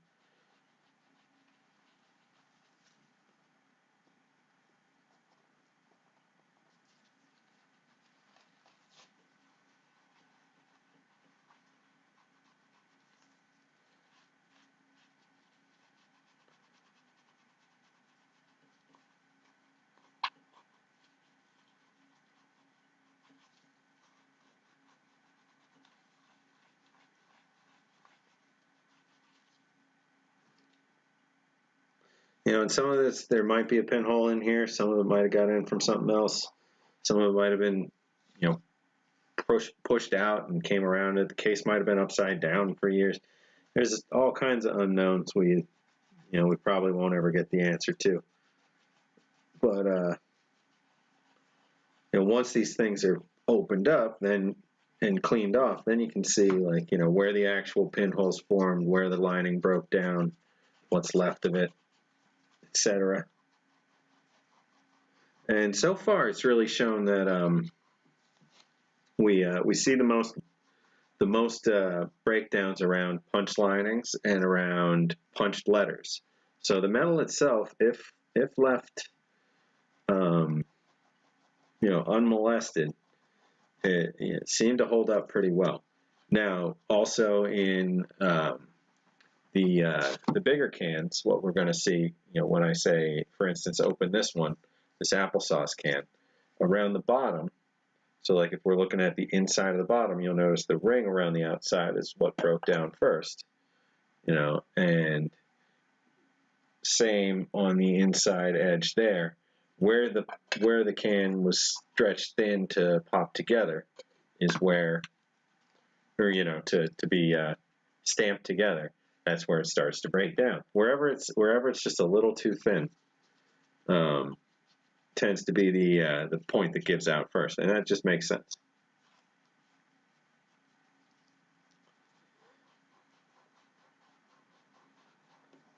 So the answers make everything 4 times as thick as it needs to be, and then when it's pressed down to a quarter of its thickness in a crimp, it's as thick as it needs to be. Now, I don't know. That sounds like a recipe for a lot of waste. And in a lot of these cases, I think the makers of these products would be very, very proud of themselves to know how long they've lasted in the first place. So, I mean, some of these things having lasted, 40 years, 20 years, 15 years was a pretty big achievement for the time. So they didn't need to necessarily make it into the next century, although some of these have. Some of these seals have held up. Oh, got 10 minutes to finish this plum jam, and then we're moving on to MCIs.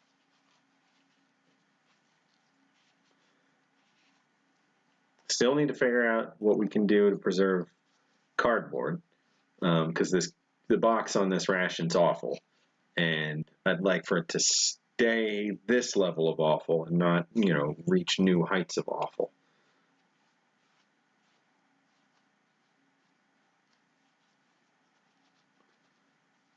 So this looks like might be a pinhole right here. Overall, I don't see a lot trying to come through as we clean this off. So, I think a lot of the damage was external. I haven't noticed anything like leaking out, and that's a common thing. Like as you'll be cleaning these up, you'll clear something that's been sitting over a pinhole for years, and all of a sudden it'll just start to, like, to leak, since you're handling it and the can's getting a little warm, and you're pressing right around that space. That's where you'll start to see it just kind of like oozing through, just black. But I think overall we have this cleaned up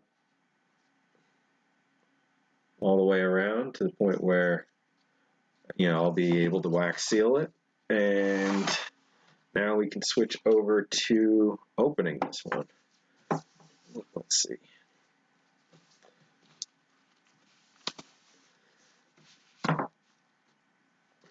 So we're going to open this up, and then we're going to, well, I'm going to wipe it out here, and then I'm going to go rinse it out, and we will then wax it, and we'll be good with this whole RCI.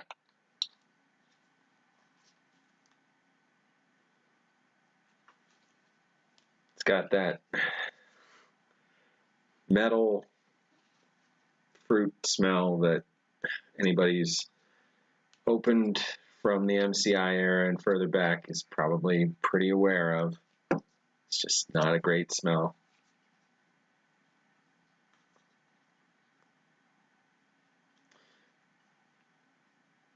So Ford been saying the B2 for Minotaur was perfectly preserved. Nice, nice. Yeah, these they had rust going right on through the can. They had holes through them when they were taken out, so they did not stay sealed.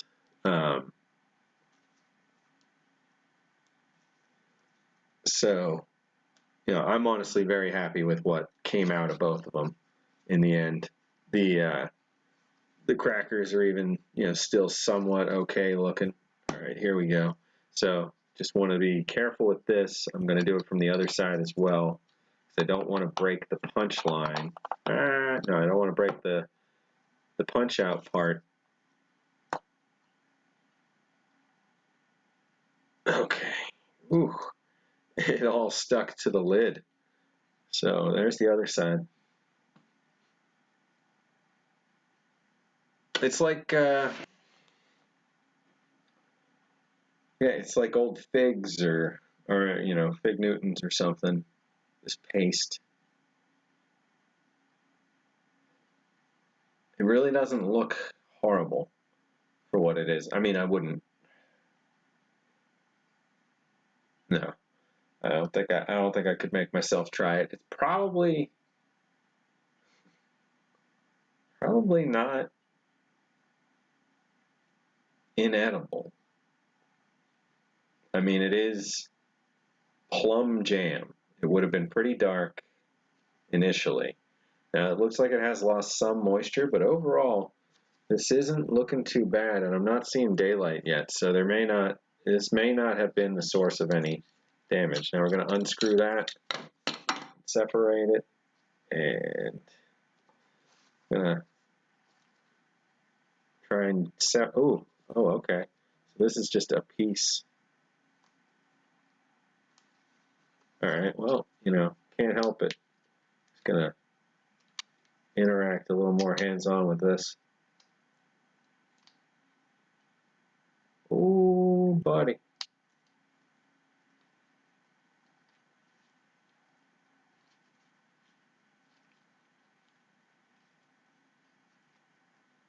Hey, Gail. Welcome. Welcome, welcome, welcome to the second half of the restoration stream. Episode 39, April 25th, 2021. So, this is Peach Jam.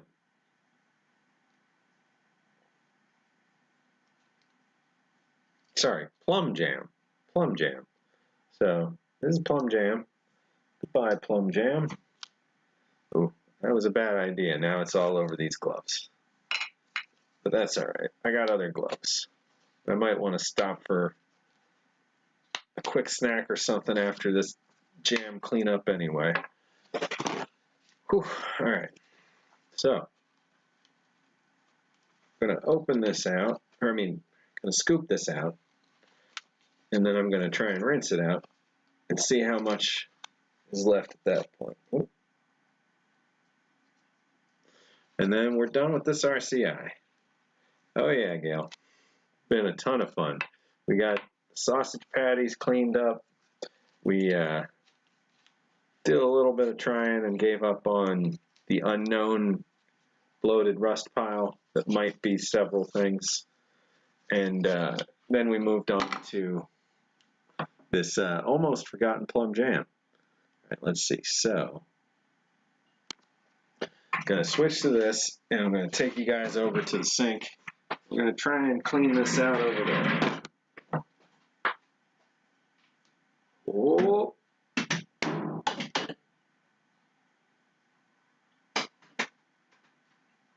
There we go.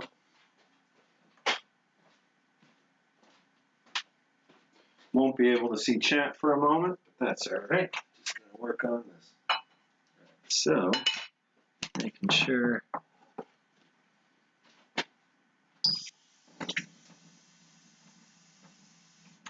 I think this hot water down here.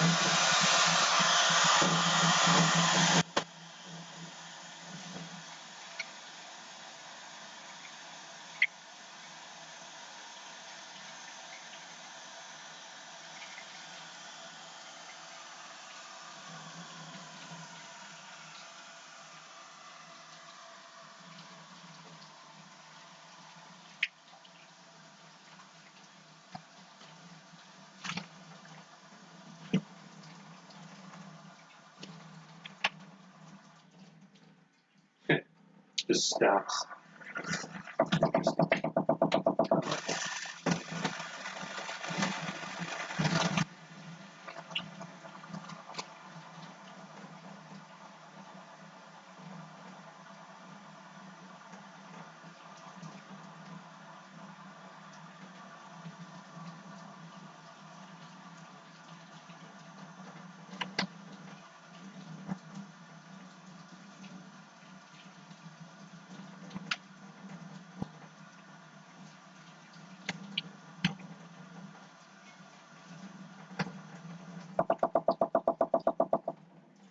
Turn that off for a minute. Interesting that the pipes down here, I guess, don't breathe, so they're getting some bubbles in them or something. I don't know.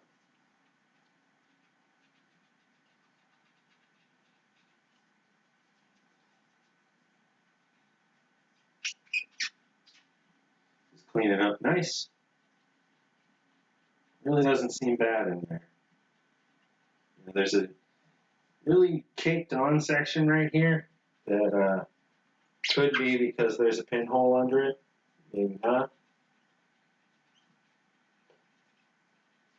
Since that section would get most exposure to air, it would dry out probably fastest.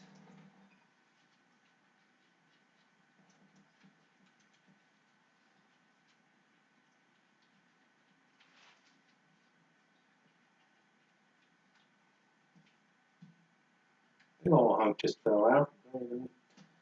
Did not even notice it's still in there. Guess there's a chunk down here.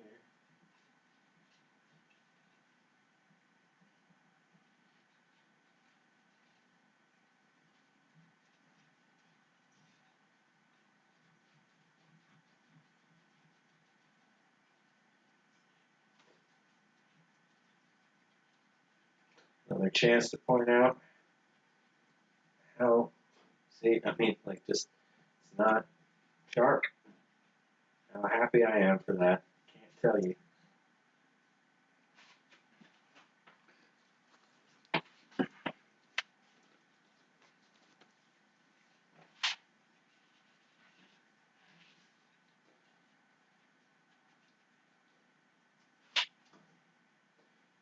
Still got this right in the middle here.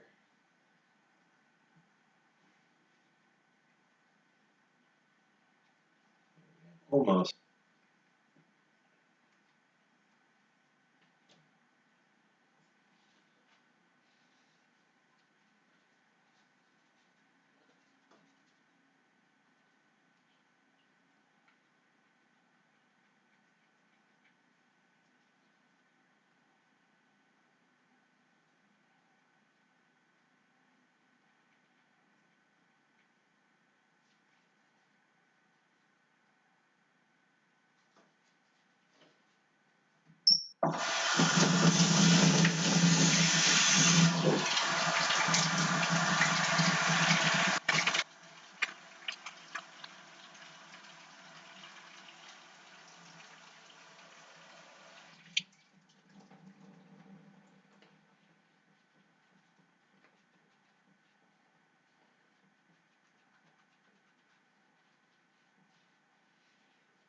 All right, there we go.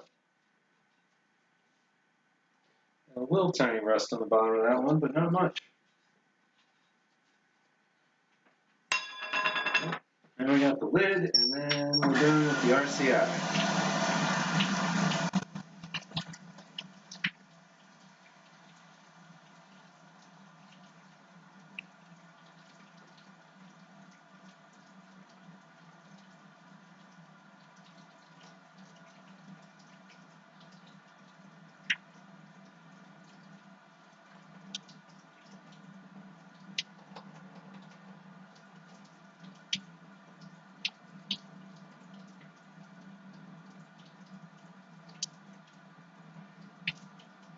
So like the last one, this lid has all the caking on around that punch out.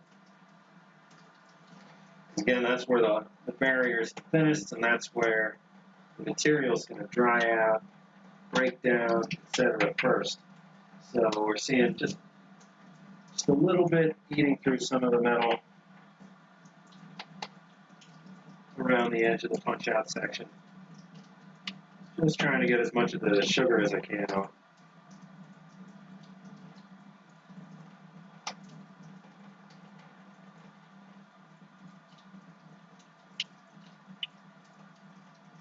I can feel it through here. Oh yeah, there's a hole there.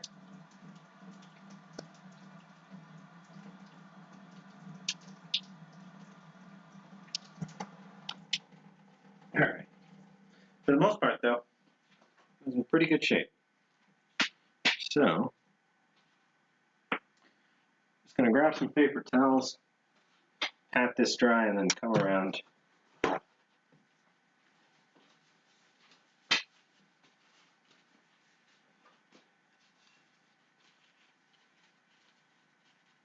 Overall, trying to take this whole process at a slightly slower pace.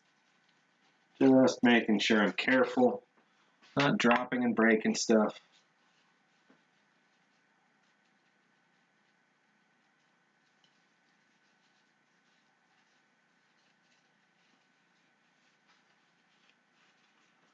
Alright. Hey guys, bring that back over.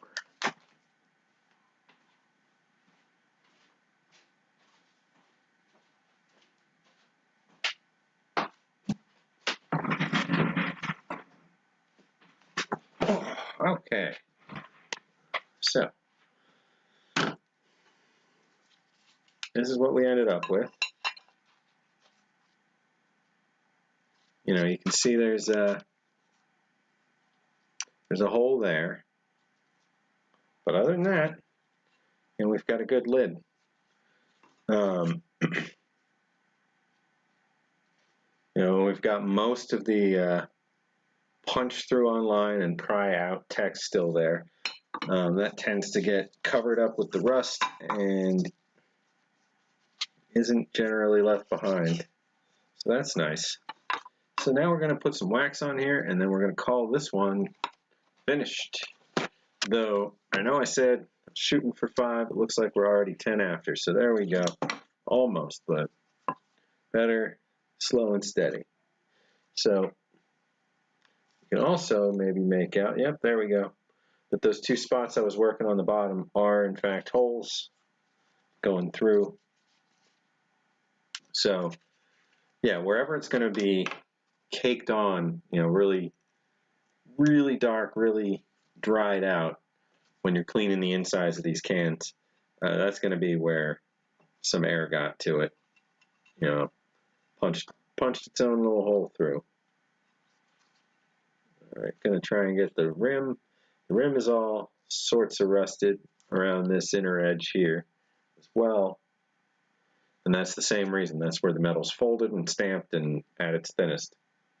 So yeah, anything in there that's, you know, liquid or gel, it's gonna work its way up against those grooves, those crack points for, in this case, decades and decades, and wears them down.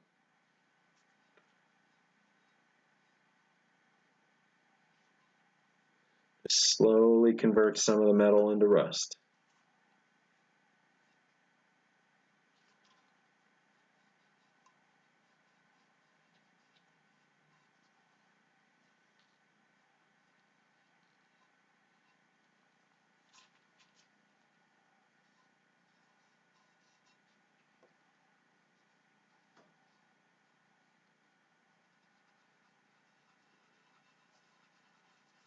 Just going to hit this whole bottom just because it could have thin spots just about anywhere now.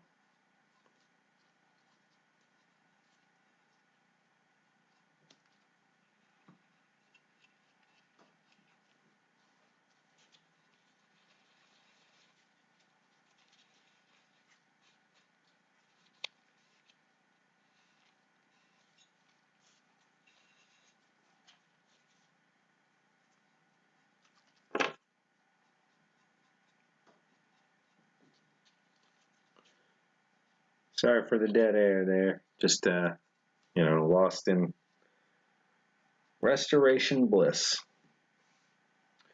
You know, I do find this pretty cathartic. You know, just sitting here and working one little thing at a time. You know, there's a lot with this museum. There's a whole lot, you know, to get done. You know, and sometimes it seems impossible. It seems like a ridiculous set of tasks. You know, but it helps at those kinds of times. Just reduce it down to one thing: fix this ration. You know, or, you know, fill out that spreadsheet, try that software, turn on this service, whatever it happens to be. Just working through these things one tiny little bit at a time, and you find you make progress over time. All right, so let's see. I bent this a little.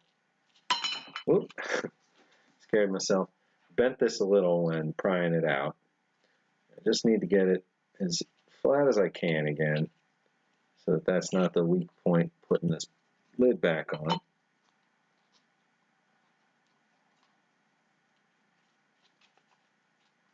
Well, it certainly is anyway.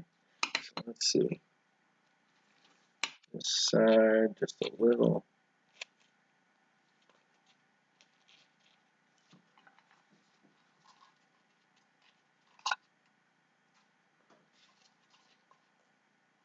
There we go. So we've got ourselves. Oh wait, did I get the top here? I don't think so yet. Nope.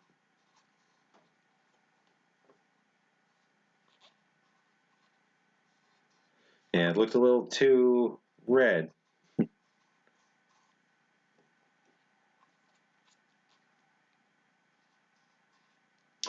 Yeah, Corey's been working on something that I picked up in the UK and had sent his way first, since the seller wasn't up for sending to the US. So that was a Arctic GS ration from what, 89? But it had its own damage. It had a desserts or snacks packet in there that the Rolos had somewhat liquefied, and the raisin mix was likewise not doing so hot. So he popped that open for me and did some cleanup work, and then started actually working on his own reproduction Rolo wrappers that look pretty darn good. So yeah, you know, ration restoration work, it's becoming a whole field. Soon enough, you know, you'll checking out your local college and seeing they'll have a whole course in ration restoration. All right, there we go. The top is all sealed And in general, I think we got a really nice looking damson plum jam.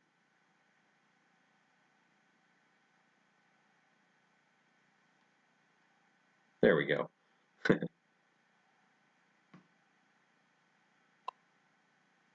New Orleans, Louisiana. So, all right, so we've cleaned up everything we're going to clean up from this old RCI, and this camera just, oh, hello, okay. All right, that's close enough. Okay, so now, do I stop and have a snack? Or do I dive right into an MCI? Of course I stop and have a snack.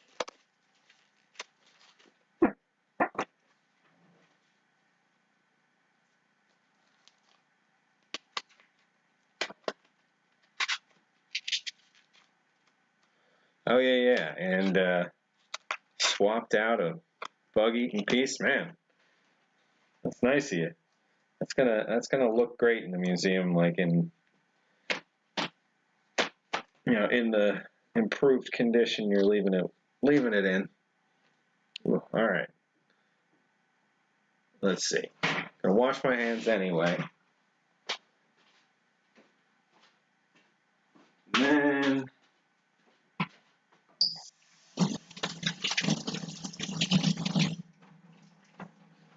I think just a quick filled French toast. Just since I have one handy here, I think. Yep.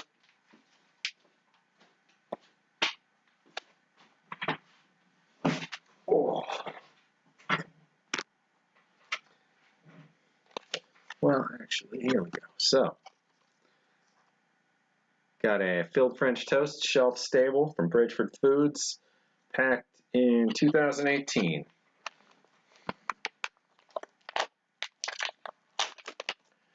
All right. So, and this right here, this is the reason why I'll be really interested to see how these kinds of things hold up into the, the 2030s and 2040s. Just the fact that those oxygen absorbers make it in there, I think makes it more likely that these are going to be in pretty good shape and still taste pretty darn good years and years and years down the road.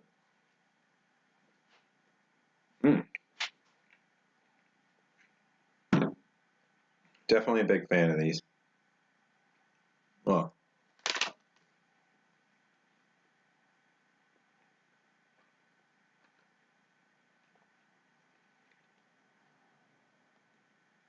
you can kind of see the filling.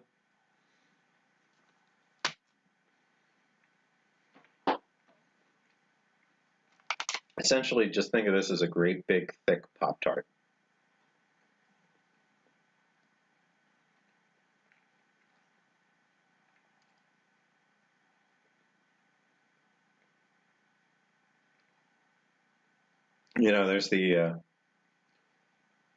There's the phrase, everything's good when you're hungry. And that even applies to MCIs. Like Fordman's saying.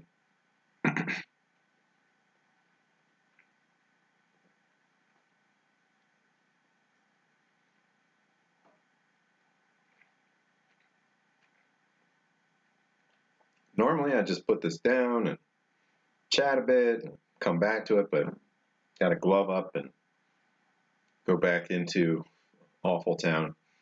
So just going to go through this for a bit.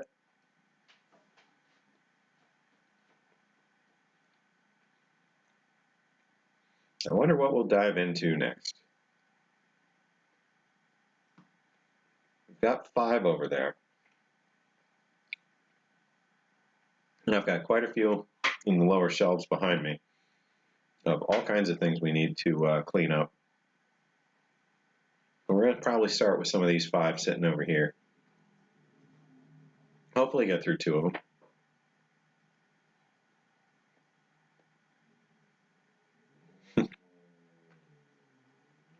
Corey ate an MCI just for the heck of it. What parts were still edible? I mean, I would think maybe cake if there was a cake, and maybe crackers and peanut butter. You'd be lucky if you got a peanut butter one, because they're generally going to be okay. The jams, not really, and the cheese. Oh yeah, I'm like, what else besides peanut butter and jam is going to be in those cans? We haven't had to open any cheese yet. We might when we start going into these MCIs. So, we'll see how that goes. That's not going to be fun. That's going to be a smell, I'm sure.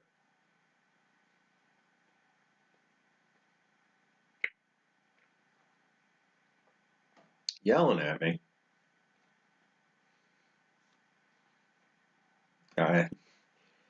Apologies. I'm not remembering.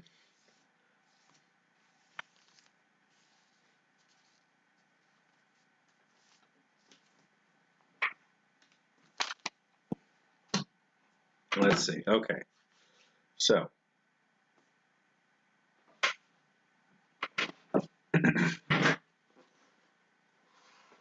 We've got a few choices over here. Some look better than others. We've got beans with Frankfurter chunks and tomato sauce. We've got a stack, conjoined twins. We got a beef with spice sauce and an unknown that is glued to the bottom of it, which means it happened while stored in my possession, because they don't come stacked vertically otherwise. And then we've got this, which looks like it's going pretty bad. This is a beef steak. And then we've got this other beef steak that's starting to go, but maybe not in horrible shape. So, let's see.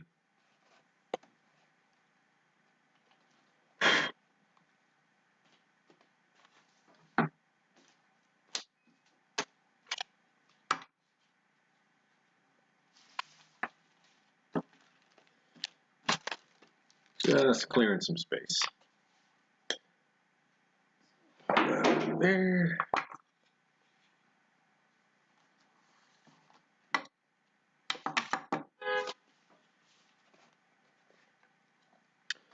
Pretty bad looking beef steak. Twins.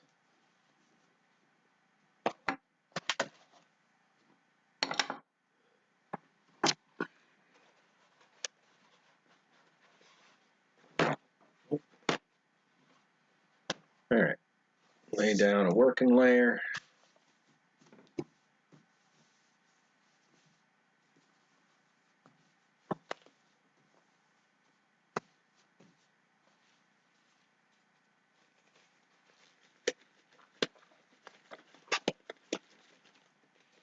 I just jumped.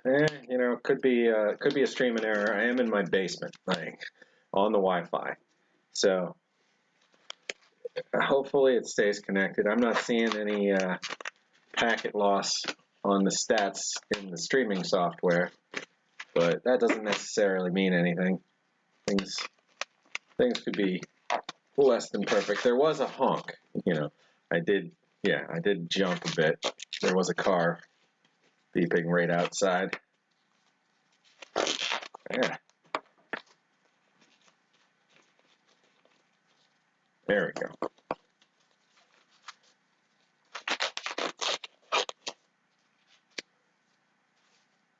Oh, actually, there's a hole in this one.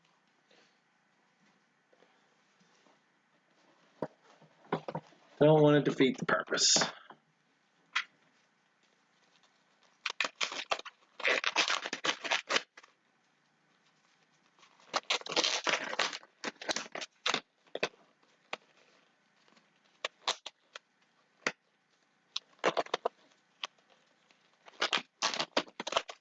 There we go.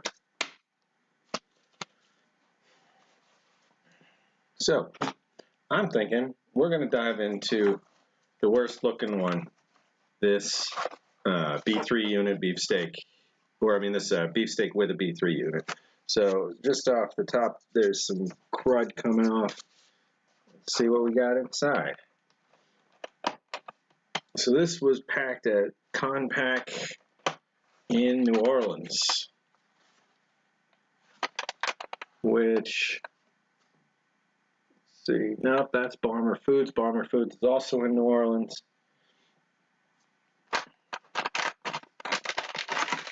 But different company. Okay, so we've got the accessory packet. It's pliable, it's dark colored, it's not delaminating, and it looks just fine. A little dusty, but putting that to the side. Nothing wrong there. And I am going under here, because I'm already seeing the layer of mold and grease, and we're getting our wish right away. Cheese. Gonna get to look inside this. Alright, we've got darkening. We got a B3 unit.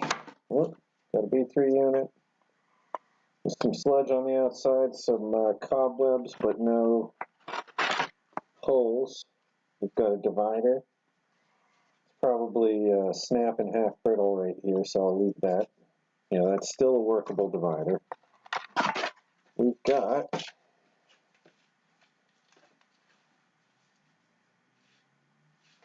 it's got to have a label somewhere. Okay. Sliced peaches.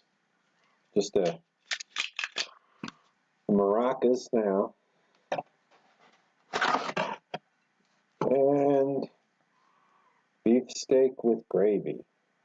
So honestly, I'm pretty happy. Like that's not great looking, but you know, we set the bar pretty high with that that RCI and everything wrong with that. So everything else is going to look pretty good. The box itself is in rough shape. It's got some dirt, got some bug casings, got some cobwebs. I'm going to start with the box because it should be the most straightforward. I'm just going to start with a little nylon brush and just try and get everything collected in one area and then dump it out.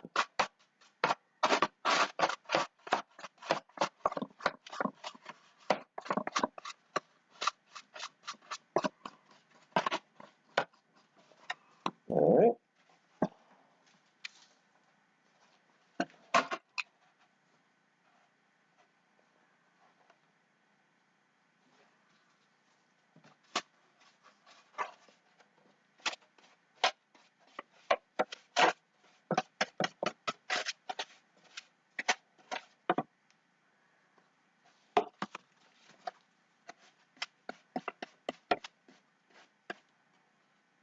Okay, so box is truly not in wonderful shape, but won't get any worse for now.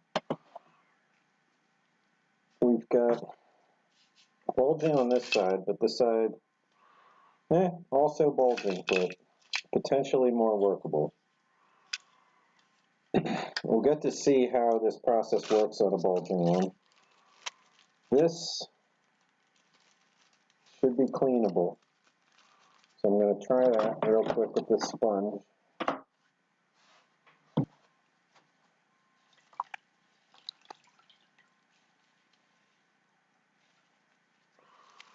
Just going to see if we can get whatever cheese grease this is off of it. Now you want a can of peaches. Cheesy, cheesy peaches.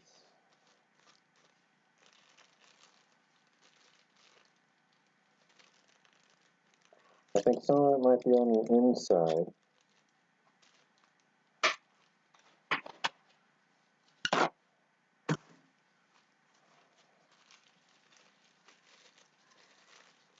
And that's always what you want some guy in protective equipment to say.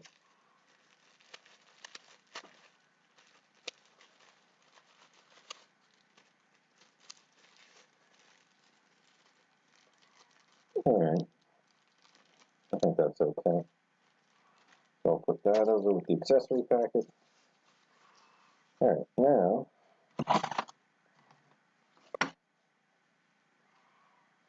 similarly,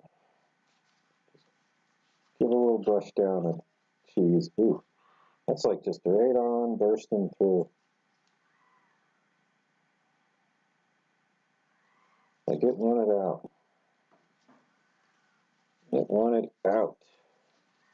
This is oily, not hardened. Let's see. And we got 9075. We got, I want to say this is a 1979 or a 1980. So that would make sense. We got June 1979. So this would be March of 1979.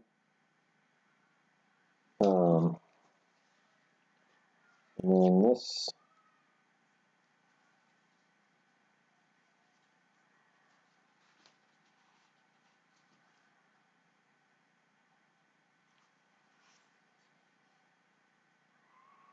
eight, 3, 4, 5, I think. 8, 3, 4, 5. So this would have been December 1978 on the beef steak with gravy. And last but not least, 88 space 7B, the nonsense can. Yeah, so this isn't really useful for dating for us. San Francisco, California, California Canners and Growers Association. So that's the pairs.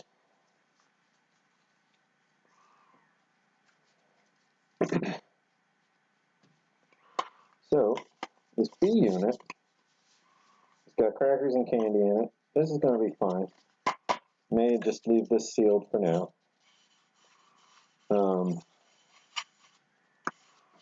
So this unit isn't going to have, well, it may have something that goes bad in there. So actually we may still open it up. It's not going to have the smaller can though. So that's not inside there going bad as well, like it was in the older B units. This whole section is going to come apart. So I'm just going to go ahead and bite that bullet and wipe it off. Like, yeah, exactly. It's just, it wasn't, this whole section is going to do that too. There's no preserving the paint there. It's long gone. Underneath, it's just cheese. It's just cheese underneath, ma'am. You can't claim it's a solid foundation. It's built on cheese and nothing else.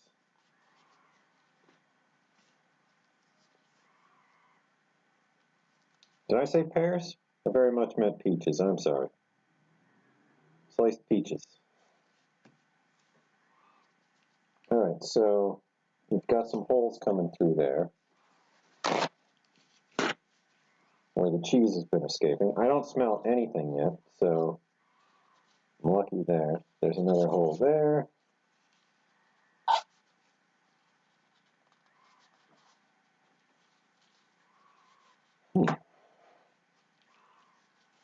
That's a little stiff. Okay, so I think we got most of that. I love this olive drab can for the cheese. And I think the top of this is just looking excellent. It's almost nice that it leaked through the side because the top's in really good shape. So we're going to go ahead and we're going to side open this.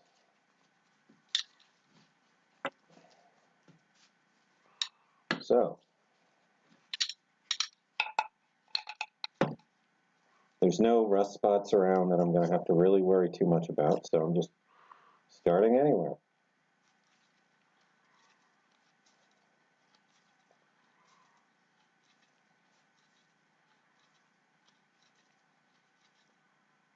Almost. Let's just in case. Okay. You know, you never know how, I mean, if there was some crazy pressure in there.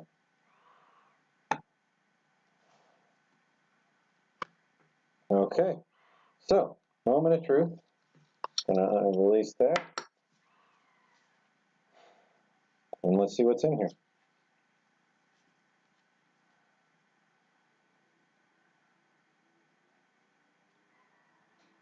You know, I guess a good sign for these, I still don't smell anything.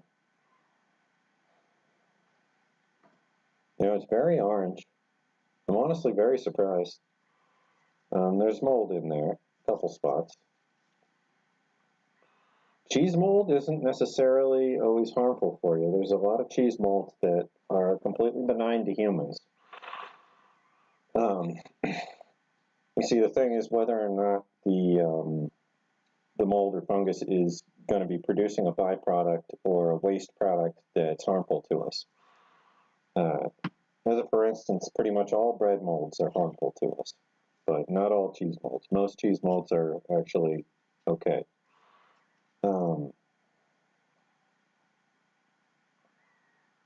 So there was a cavern in here, and you know, it was squeezing out through these little pinholes in the side. But it's neat. It's neat that it formed kind of this this cave, you know, this piece socketing on top there. But you know, I think I mean I'm just in love with this side can opener concept. It's just working out. Oh, nice. Thanks, Smokey. Thanks for the reminder. Yeah, feel free to tell me if you're liking or hating this. I hope you're liking it. Oh boy, look at that cheese. Ooh, I can smell cheese now. Smells like old cheddar. Yeah, it just smells like, you know, pretty strong old cheddar. I'm just gonna work on emptying it into this can over here. Right over the can. Ooh, okay. Ooh, yeah, that's strong. I mean, now that I'm breaking it, you know, it's more cheese than anything. It really doesn't smell like cheese and metal or cheese and I don't know. It's really not so bad.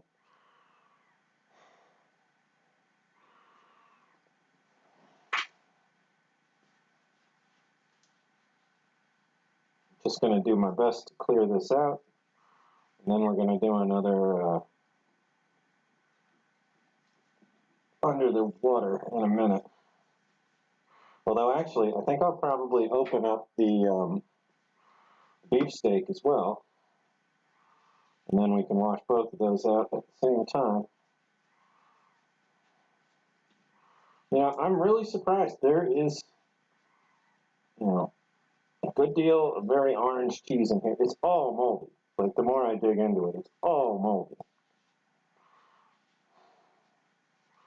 But, I mean, it smells like it smells like those cups you'd get as kids with the you know, the little stick crackers. My brain keeps saying Dunkaroos, but Dunkaroos are like the frosting and cookies, not crackers and cheese.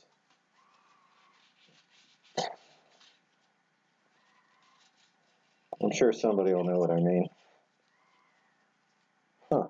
So, looking at the inside of this can, we can see all kinds of little holes that were forming.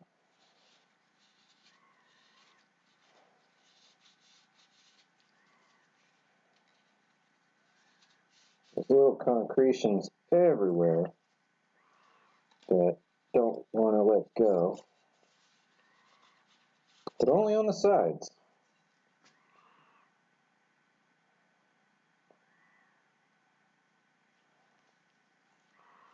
Those will clean up eventually. Handy snacks. Thank you, Caleb. Those things. That's what this smells like. This smells like handy snacks. And time.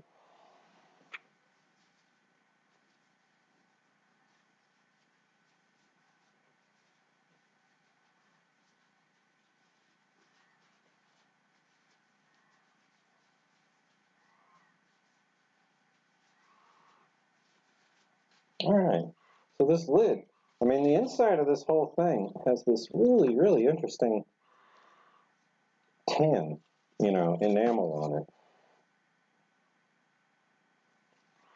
And I've seen these before where folks have carefully tried to cut normal, but I just really, really, really like this side, smooth open can opener. So I'm just going to rinse this out in a minute. There's these little concretions. I want to see if I can get them to loosen up.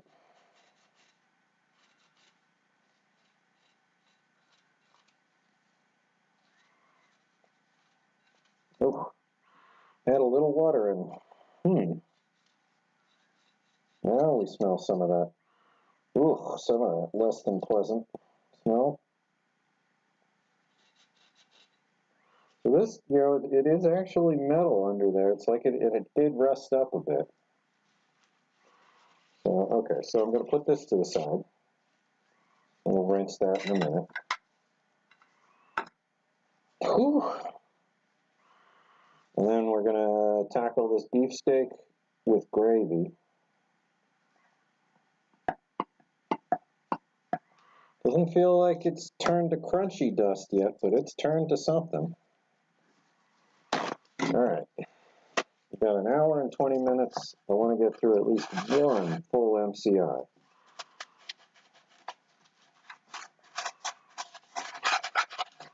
So we're just starting by loosening the rust and food gunk from the bottom, trying to see if we have an edge that we can hook onto and run the opener around.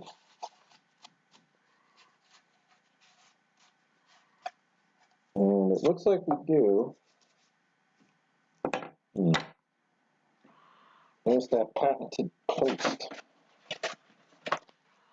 Patented little dowel rod. Alright, so just use that to get some junk out of there. We got pretty much exposed all the way around here.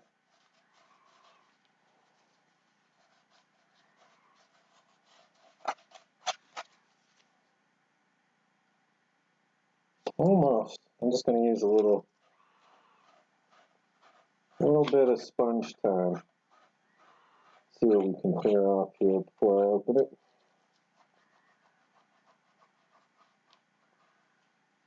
It's definitely a hole through there. And through here.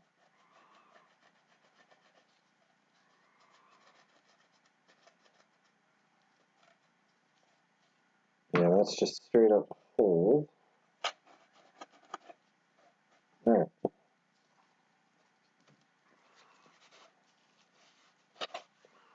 Okay, so this is going to be an interesting one too.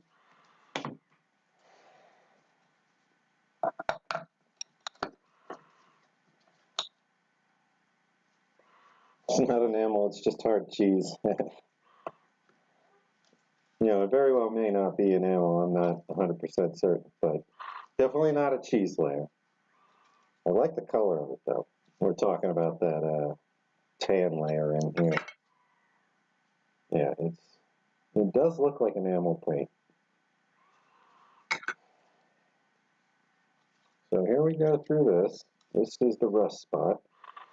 I should have saved this till last, but I think we'll be okay.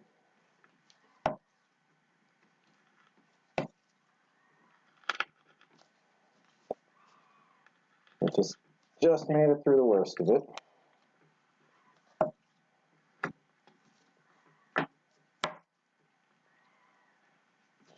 just shed a little bit of metal there. Okay. That's letting go, but how about over here?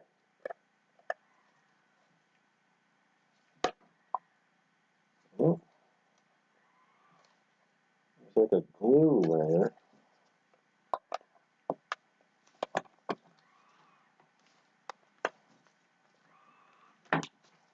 Just gonna run that by one more time now. Oh.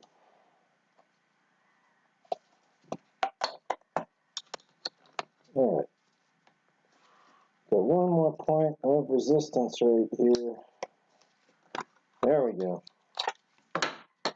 Okay, so here we are. This is a beef steak with gravy from 1978.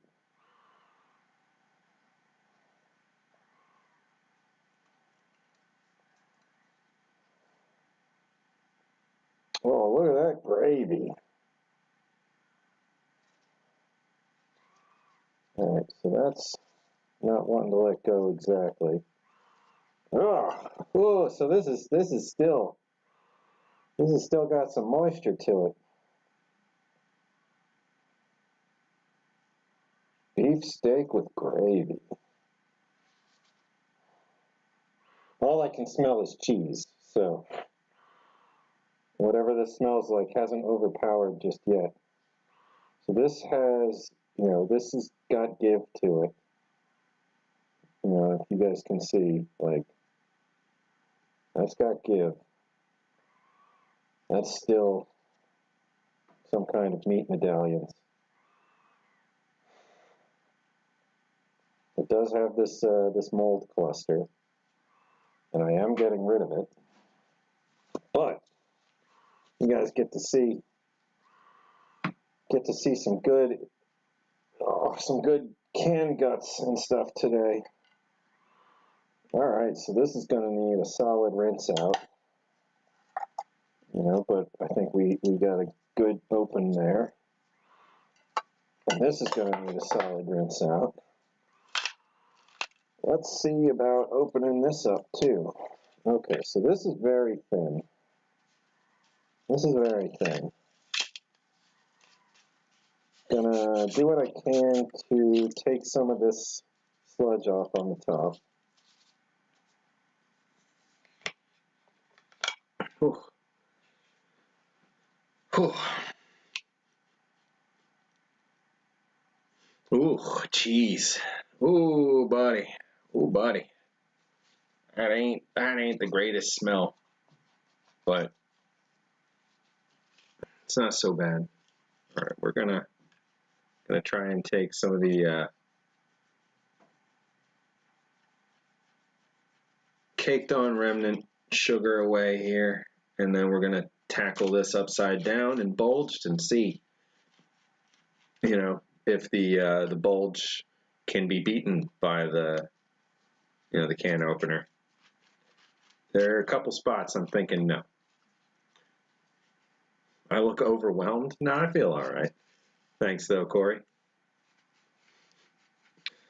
Yeah, I feel a little more tired than usual this weekend, but other than that,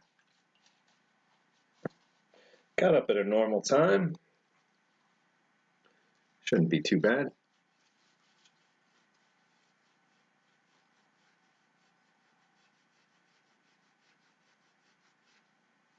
It is a little stuffy in that mask, though, I'll tell you what.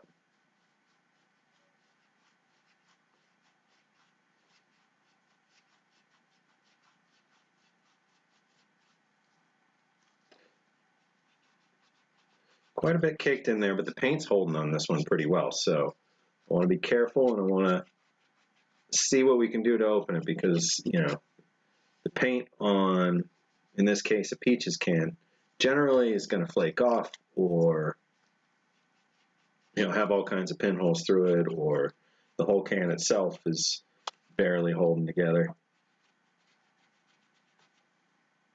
Almost.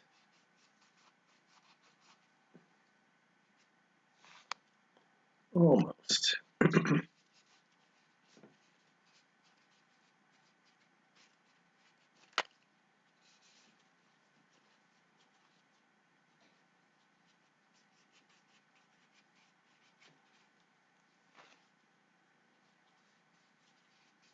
All right.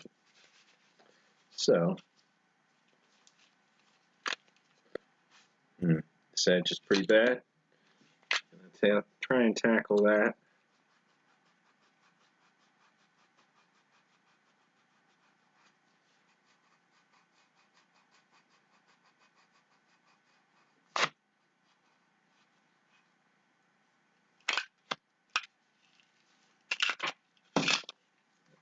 All right.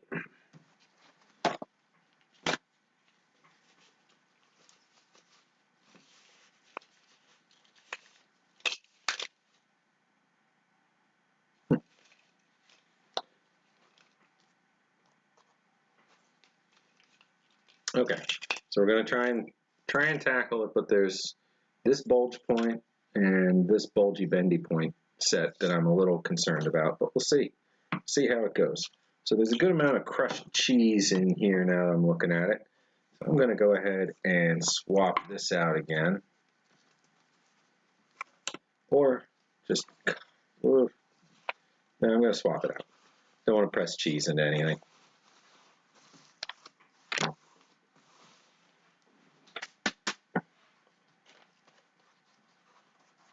Hey, G. Schultz, welcome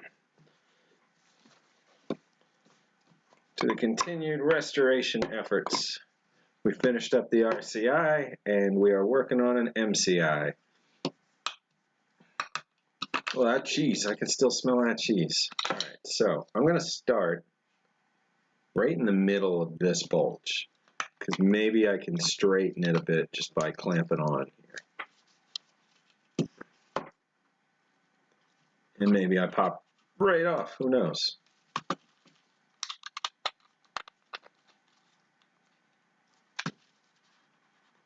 All right, we're going to see how it tackles this other bulge. I'm going to press down on it and maybe have to bend it into position. It's just kind of gotten loose there.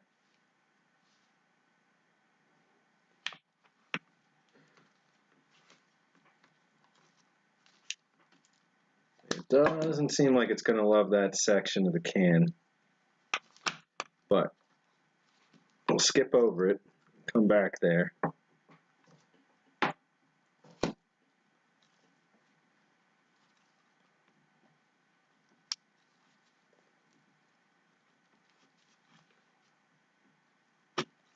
So this one sounds like a can of maracas. I mean, or maracas. It sounds like a can full of rocks or something. So that's why I'm not too concerned about, the bulging leading to anything spraying out. I think we've got low to no risk of that. I'm going to put this on anyway, just for right here, and we're going to see about this last bit.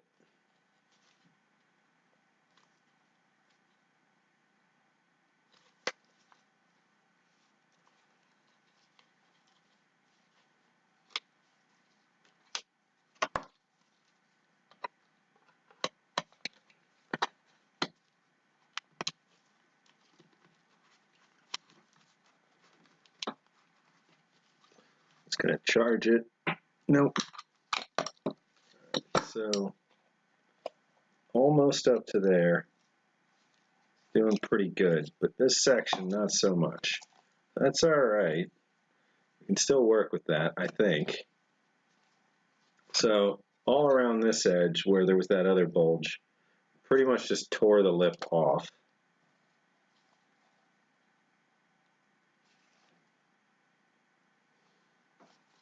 It smells like cheese. Everything's going to smell like cheese from here on out.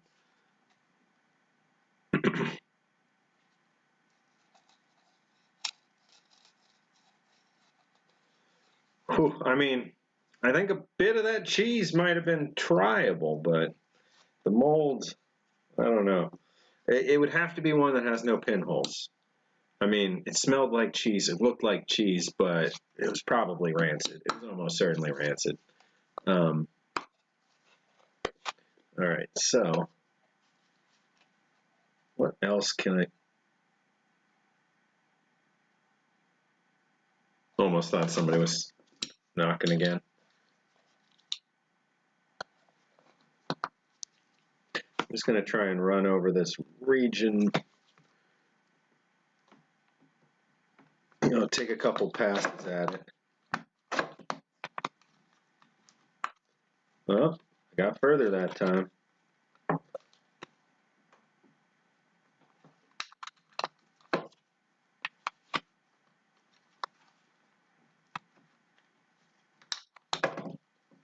There's that like locking it in moment that I think I can use to crush through this bulge. Yeah, I think so.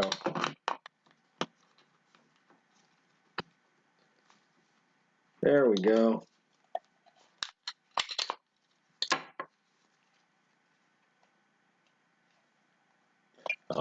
Here I thought it was going to just like pop right off. Almost. Okay, there we go. So, it's definitely sharp around the iffy spots, but there we are. And here,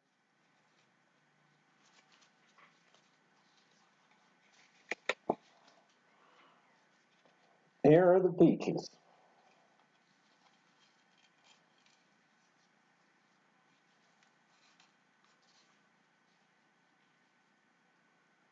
That one looks like a dead shrimp.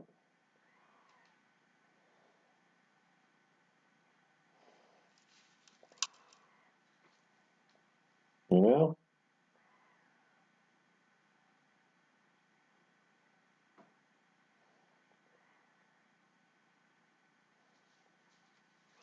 But hey, you know, these were definitely peaches. Like, you can tell, you can still tell what they were in there amongst the rust and whatnot. Alright, so the inside of this is mostly rust. Let's see if I can just brush this out and then we can wax treat this. Definitely not going to rinse this. This is too far gone for that, and there's nothing really caked in there. Does anybody else put Tabasco in their shells and cheese? Yes, I do, Fordman. Yes, I do. More so than just regular mac and cheese. For whatever reason, it's just, that's the way it works in my head, too.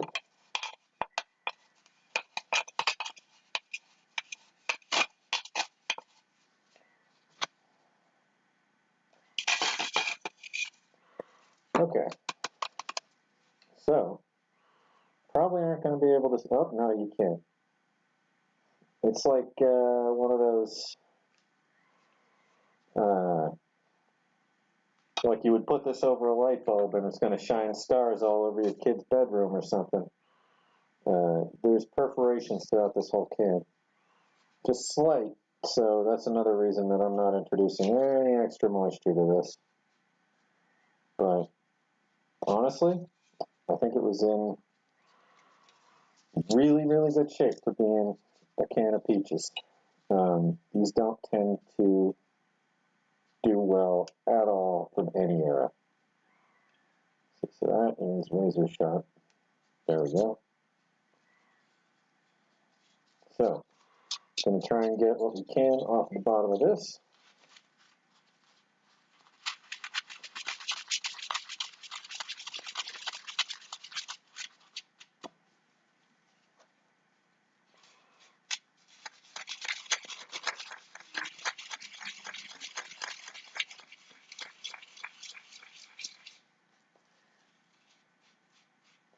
Honestly, getting some metal exposed there. It's not entirely gone.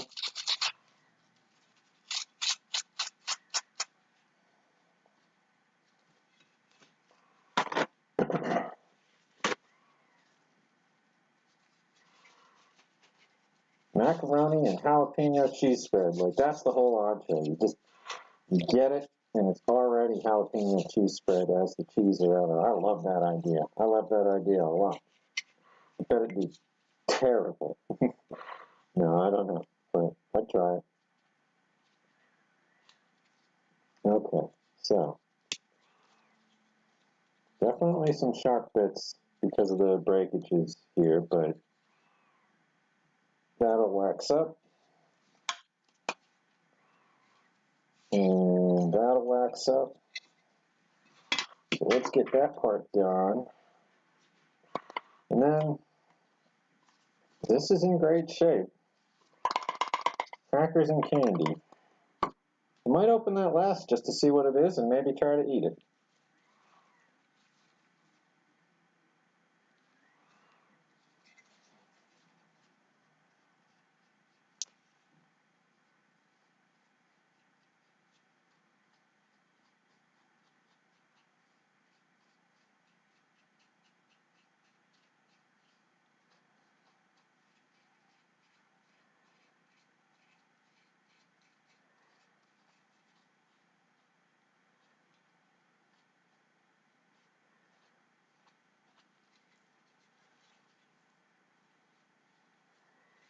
There we go.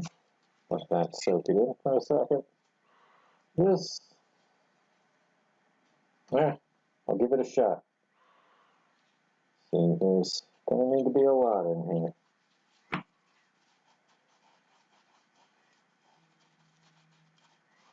And my phone wants to tell me something. Oh, it's that time again. Read or die.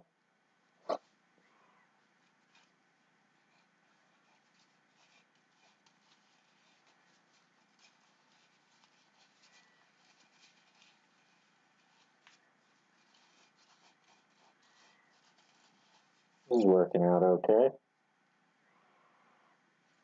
Getting a nice coating going on in there.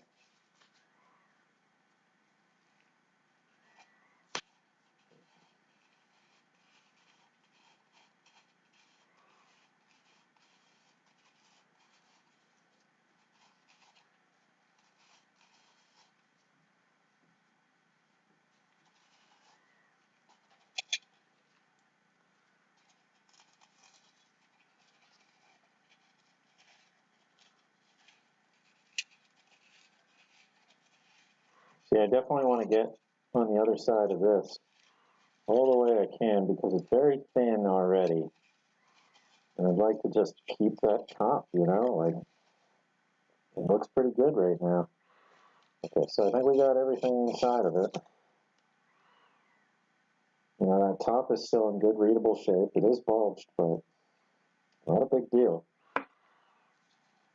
And then the bottom, you know, it's also in good shape.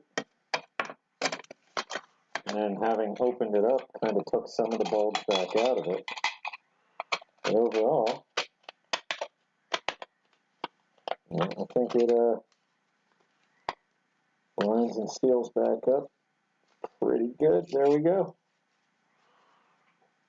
Oh, I'll put this over this side. Okay, so now we're going to clean these.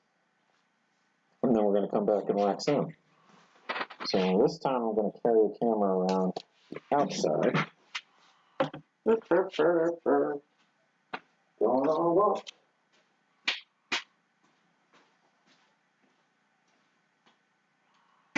Okay.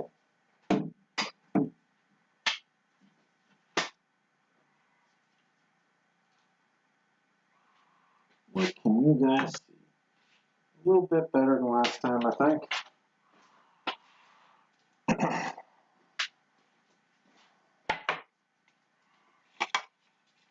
Oh, all right, that's coming off. Safety goggles staying on. Grabbing some paper towels, and here we go. Starting with the cheese.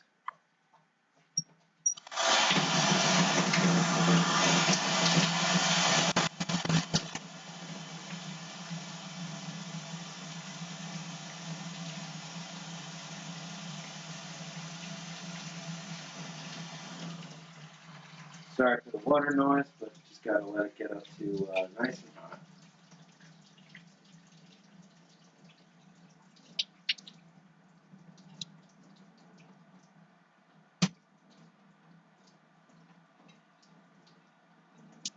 Definitely trying to make sure I get whatever I can off of here, cheese grease wise. And those little concretions on the inside, if any of them are even sort of scrubbable, we'll get rid of them.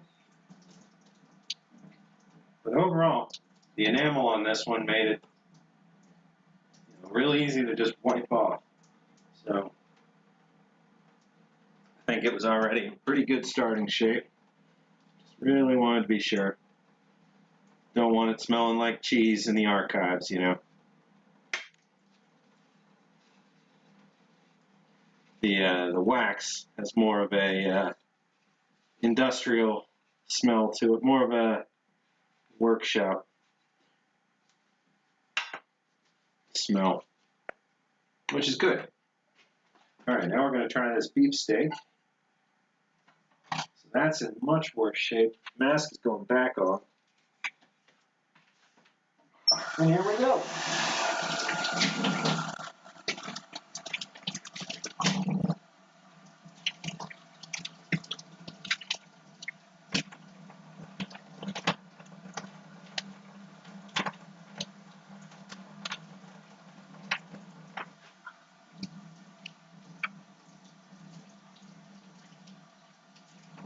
Oh, there's material in there.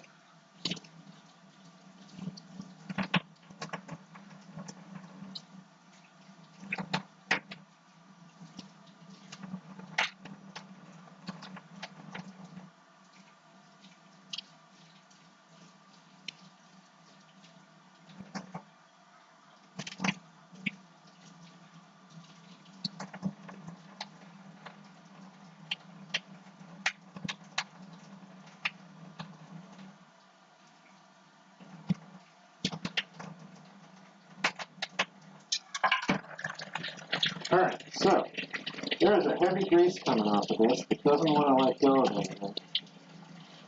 So that sponge is pretty much dead. I'm going to try and soak it up with paper towels instead.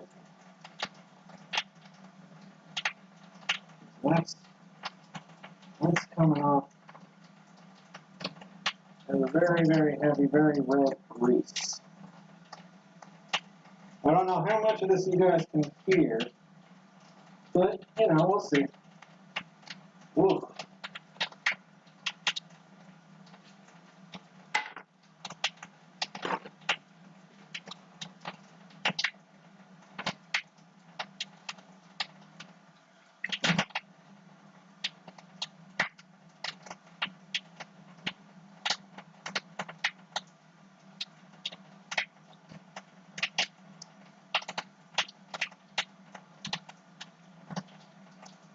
I wonder what kind of gravy it was. Because it turned into clay. Now, and that's just... It's got to be some thick gravy to start with.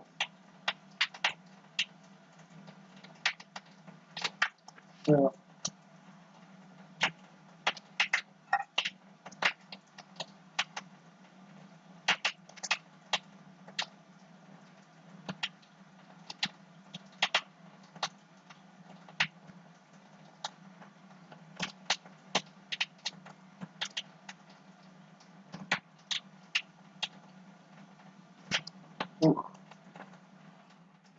I think mainly I have to do some dry scraping for a minute. Let's see. There's just these spots where it doesn't want to let go. There you can see some pitting underneath.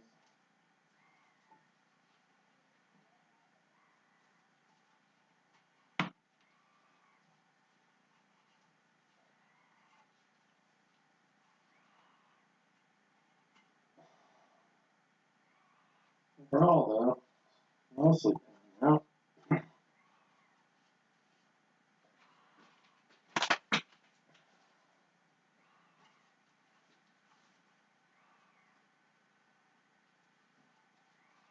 Ooh. Yeah. This isn't tomato sauce. This is cooked beef, water, tomato paste. Never mind. Okay. I guess gravy in this sense was a tomato gravy.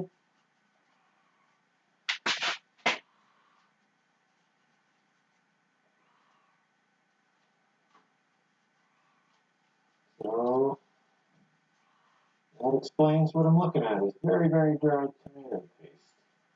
And that's why they were very red or pinkish. Which honestly makes me feel better. I was wondering what the heck had turned red in here. I should have just read the ingredients first.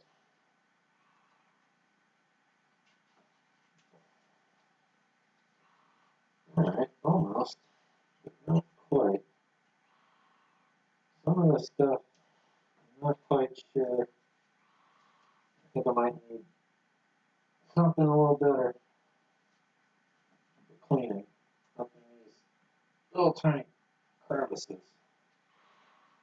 I'm getting a lot out of there, but let's see.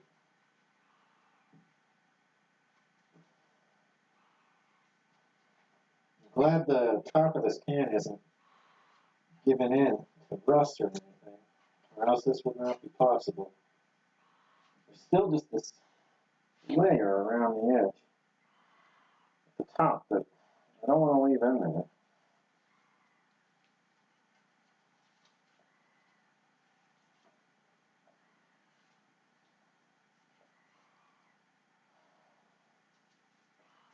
Alright, I think I got it all.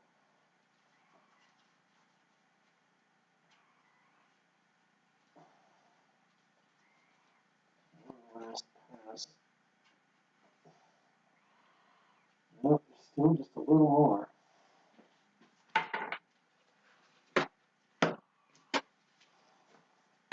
Okay.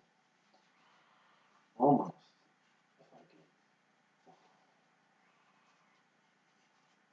Nope, that's still quite a bit.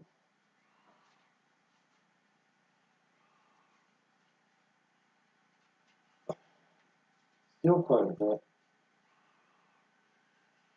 Nope, that's all right. Slow and steady.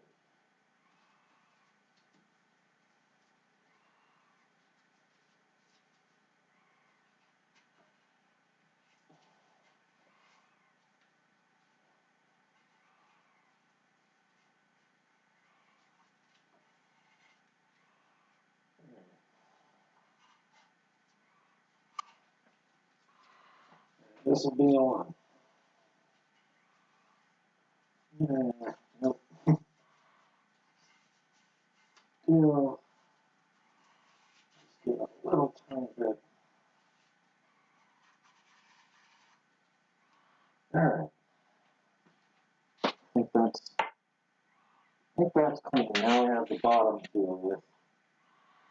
I'm going to start on this with just the paper towels. Well, it's got a hole in it. Let's see.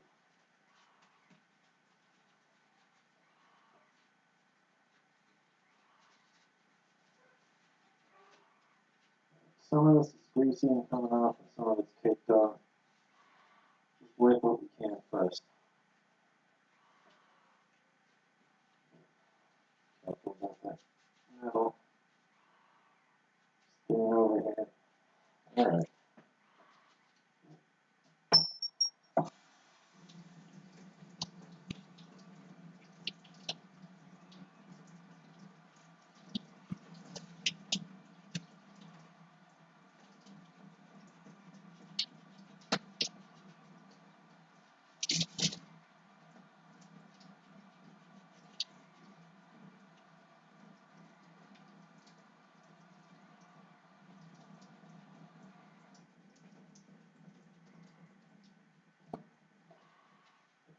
Getting some holes through here.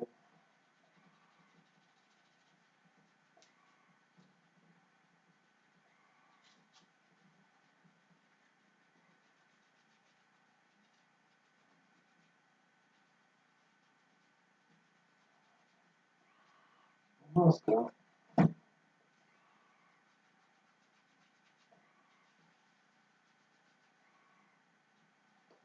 the same spot.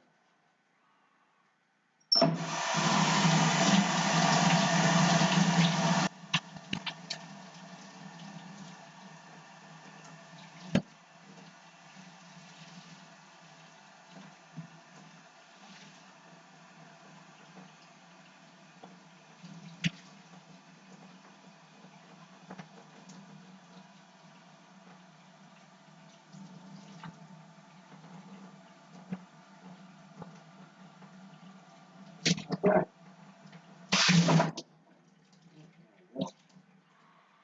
I call that cool.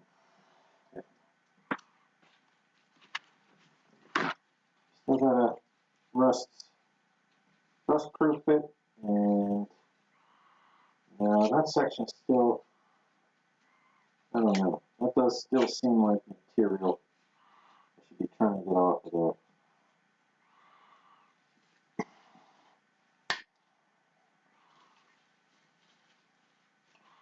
Bring all this back around to the front right away.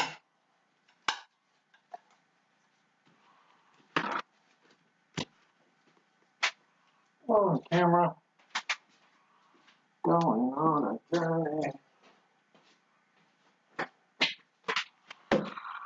Okay. So, yeah, back on this side.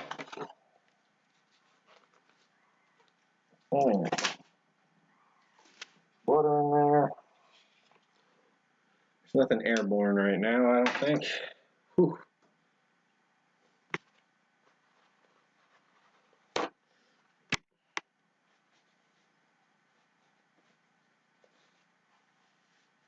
All right. So, coming down to the water. I mean, looks like we have plenty of time, but I'm probably going to call it a little before 7 this time. I am feeling a little spacey. I mean, this is, it's kind of like model airplane paint or something. So, sure, I shouldn't be sitting here smelling too much of it.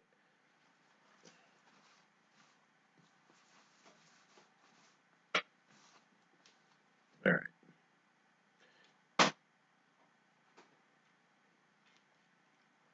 Let's see. So, took my gloves off too soon. One of them was filling with water, so it is what it is.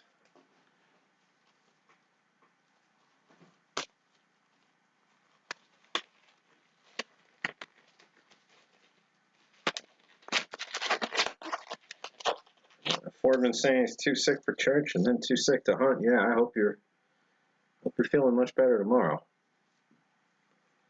But that would be that would pretty much be par for the course, though, right? Can't do the things you want to do. Too sick for the stuff you want to do, and then feel fine again by the time it's time to get back to the grind. This is my day off. This is what I do with my day off. Honestly, I think it's tons of fun, just as much fun as folks would find in a lot of other hobbies.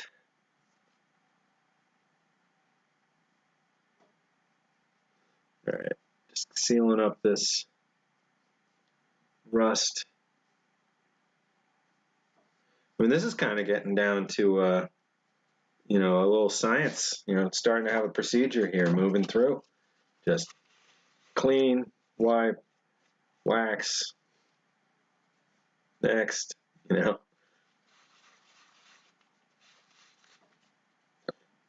that rest for a moment. That was this beefsteak, which I think cleaned out okay. Just gonna touch a couple little spots in there.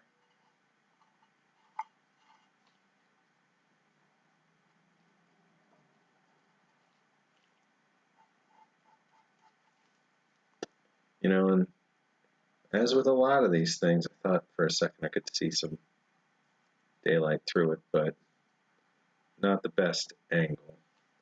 Certainly light coming through. Certainly light coming through the base. Oh, camera. Come back, camera. Okay. I was gonna say certainly light coming through here. See a couple holes there. Alright, so now we're going to tackle the outside of this, and then this beefsteak can is going to last hopefully a century or more.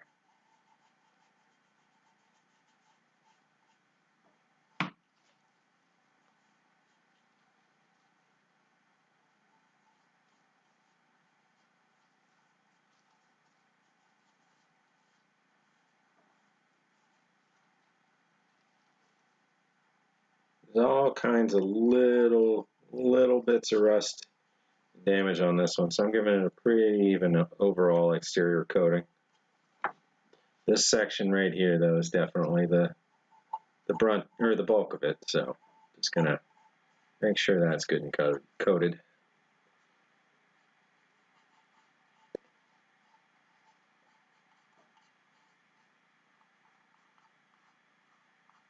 And that should keep the metal from getting rusty right around the edges where the paint failed, so should hopefully keep that paint in place as well. So we'll see. I mean, a lot of this is going to take time to evaluate whether it's working or not. And again, these are items that would not have gotten any better or stayed idle if they hadn't been touched. So they would have continued to actively get worse. So I feel like even though there's a bit of an experiment going on with what I'm trying to do, that it's still the right move for this collection for right now. Even if all I learn is that everything we're doing is terrible and we should never do it again, somebody will get to learn from this. But I don't think that's going to be the case. I don't think it's all terrible. I think we're gonna get to pioneer some neat techniques together, and hopefully other folks will get to save some formerly considered lost causes, as time goes on with what we learned. Okay, so here we go. Just seal that back up, and bingo, got ourselves a plain cheese spread. Very, very happy with that. So put that over with the sliced peaches. And I think this beef with gravy can close up.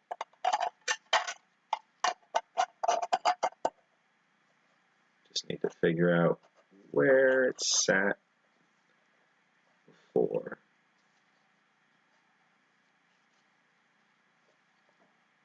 There we go. Oop, I almost punched right through there. That's no good. That was me. Let's see.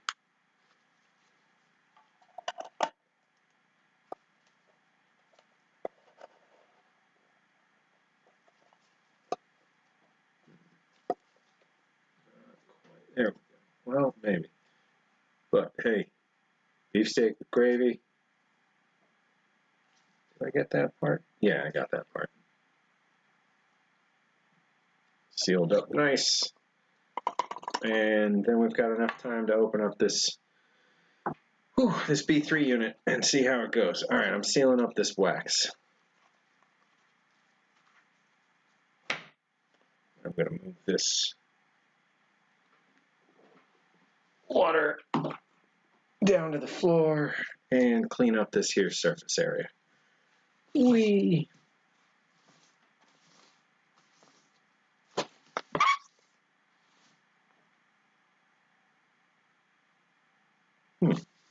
There's a fine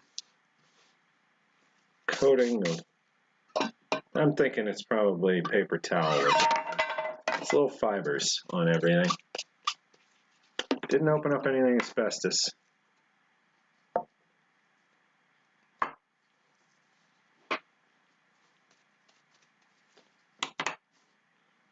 Well, hello, horny animal. That's quite the name. Here's hoping we don't finally need a moderator. Let's see, just gonna get this junk all off of here, and then we'll see what's in this crackers and candy, if any of it's consumable. And then we've got a fully opened and cleared out MCI.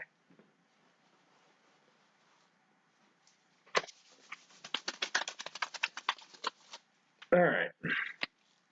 So, let's see. Still smells like awful cheese in here. But we've got ourselves a B3 unit. Gonna move this up in here. All right, we got this B3 unit. And we're gonna open it from the bottom. And we're gonna see what we got. Still smell cheese.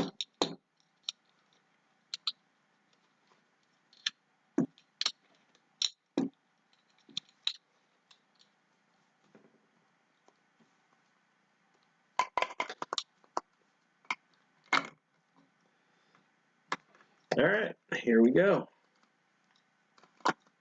This should be a walk in the park to open up. Nothing externally wrong with this can. A little bit of a slip there.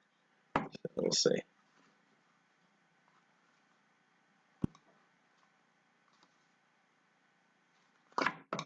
Should be able to, oh, yep, there we go. And I don't know if you guys noticed that time and on another previous can, I got, there's an adhesive that was used that opened up with that. So that's interesting. Okay, so here we go. Here's what was in this B3 unit. We've got probably toffee, let's see.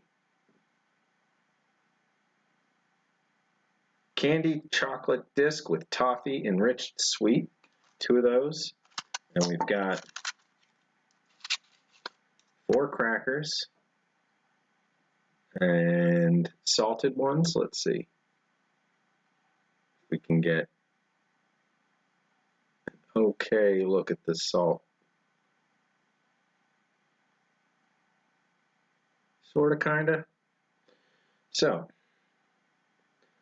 not seeing any hint of even like little dots of mold or anything on there. No discoloring, so I am going to try to eat one of these.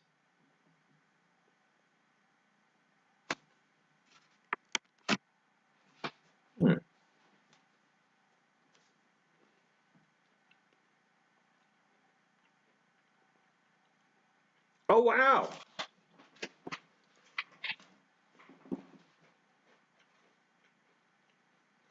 Oh, this one's great. There's no chemical taste to this at all.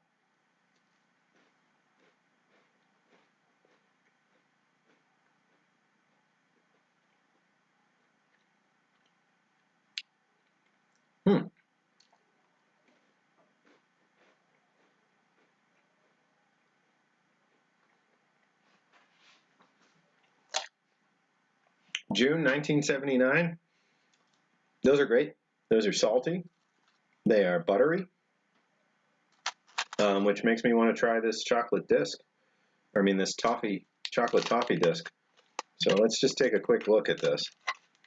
So it's probably going to have some bloom where the sugar melts or bleeds through the surface of the chocolate.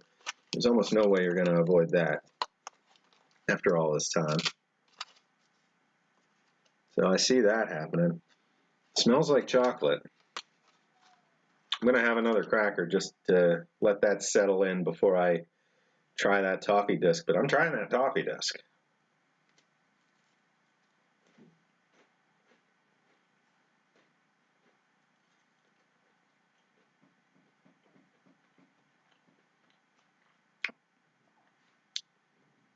Like,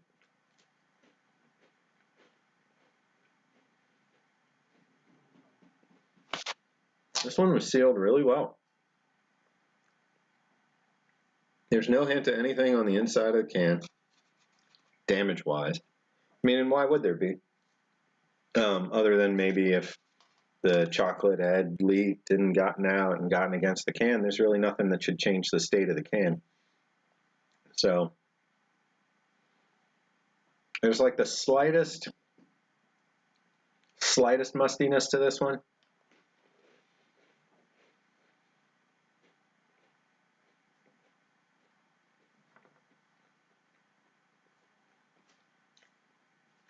But the big hunks of salt just make up for it. It's really nice. All right, so this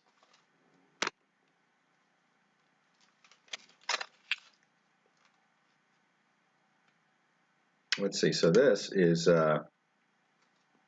looking pretty good actually. There's some bloom, which I learned that term working at Godiva, where as it sits, the sugars, like as chocolate heats and cools, some of the sugars inside will recrystallize and just kind of make their way to the surface. So it's likely what we're looking at here. Well, there's a couple different colors, and it does look a little crystalline. I'm going to start by just breaking a chunk off and looking at it a little closer. Oh, sorry, I bumped you, camera. I did it again.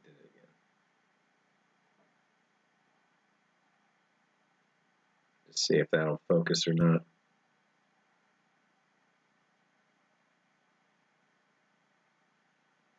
Sort of, kind of. There we go. Well, let's give it a shot.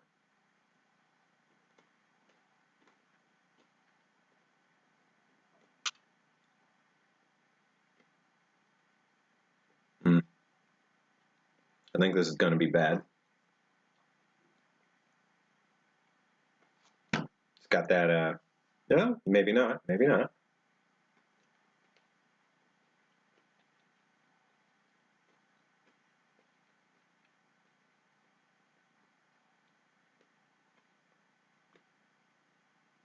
No, this so far I think is okay. I'm going to take that bigger chunk.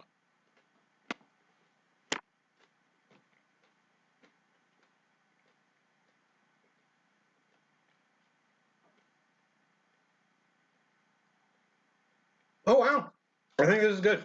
So I'm going to keep trying on this. So this is a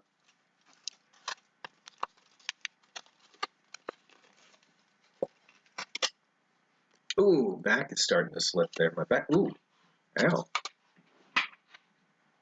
Okay, back, ooh. Howdy, Sharon, ow. Ooh.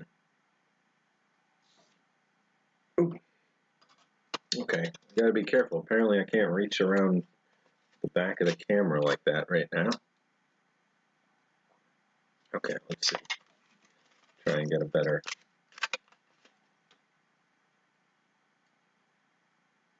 There we go. Candy chocolate disc with toffee enriched sweet. So that's a type 7 style 3. And it's this layer that I'm not 100% certain on. Just being bloom. It looks a little discolored, but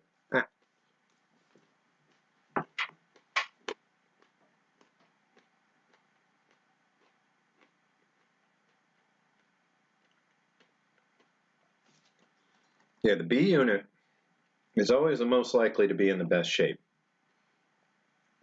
But personally, so far, I've never come across an edible chocolate toffee disc that I enjoy as candy. Like, this is candy. This is still tasty.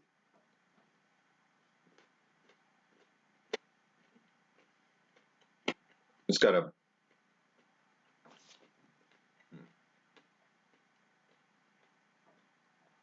tiny hint of, like, you know, the bad milk. But overall, you know, I think that's just like a little external oxidation. Yeah. Yeah, we had a nice small one that just had these saltines, these salty pilot crackers, and these toffee discs.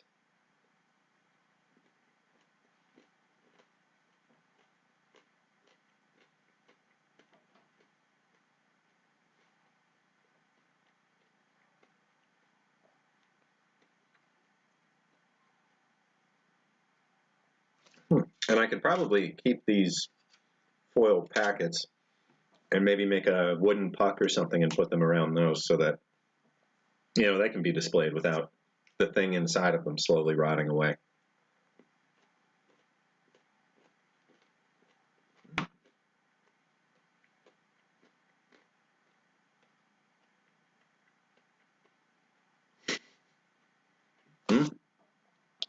There was a little bit that was no good. Just a tiny little bit. There's a very distinct bad like dried milk flavor. I just got the tiniest little hit of it. Bob's saying he was doing some digging for Smokey, trying to find a car, because I know Smokey's looking for a Mustang. Ooh, yeah, that little bit was bad. He's saying he ended up in a 2001 Audi Quattro TT.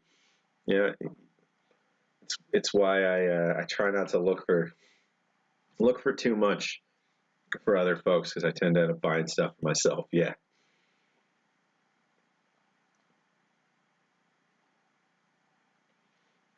Smokey's saying that the older cocoa beverage powders, like from the 90s and further back, are much better than like just general cocoa you find, and especially what's in the newer stuff. And I would agree that some of it's just really rich, like really good. But you're rolling the dice on that older stuff for sure. Nope. You get that hint for like a second, and I think it's just from all this other stuff in this room that I'm smelling, but the actual cracker itself is fine.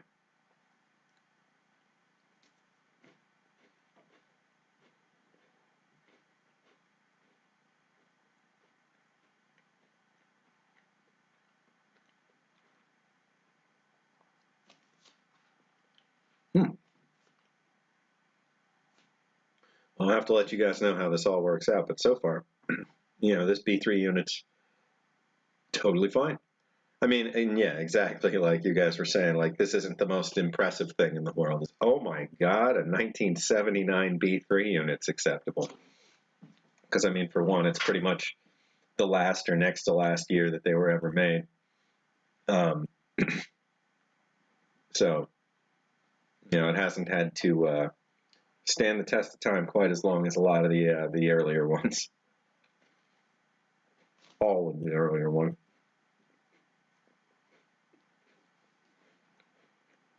Sometimes I just, turn the word box on and go on automatic.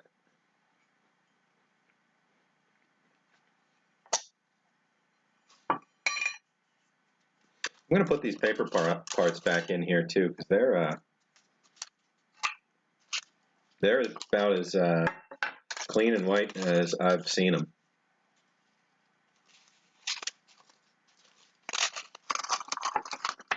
Put those in there.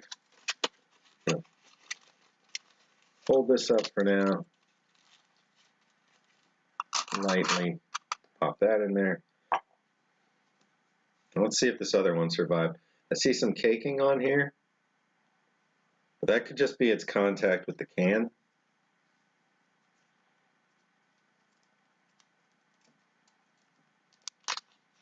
I mean, if it seems the same, then I kind of want to hold off and see if Nick wants to try this as well.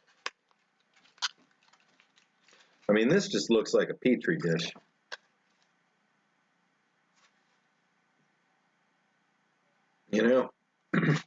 So I don't know about that. But I mean, that is pretty much what I just ate. All right, it kind of looks like what grows in a petri dish. But I think it's just like where the contact's being made. what's leaching through, etc. Like it really does.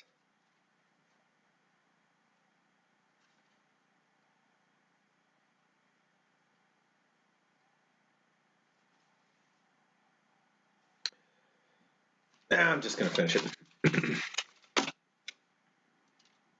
All right. Let's see if this one's as good as the last one. Starting small.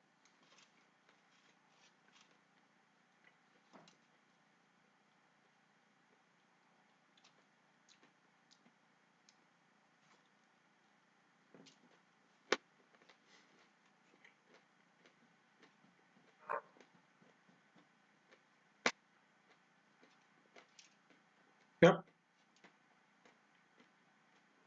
This one's good. You know, it's just got to be sugars kind of leaching their way through and crystallizing on the surface. Maybe it did it in that kind of pattern because of the mix of toffee and chocolate. Maybe those are the little points where the foil was, you know, making more contact. I don't know. But overall,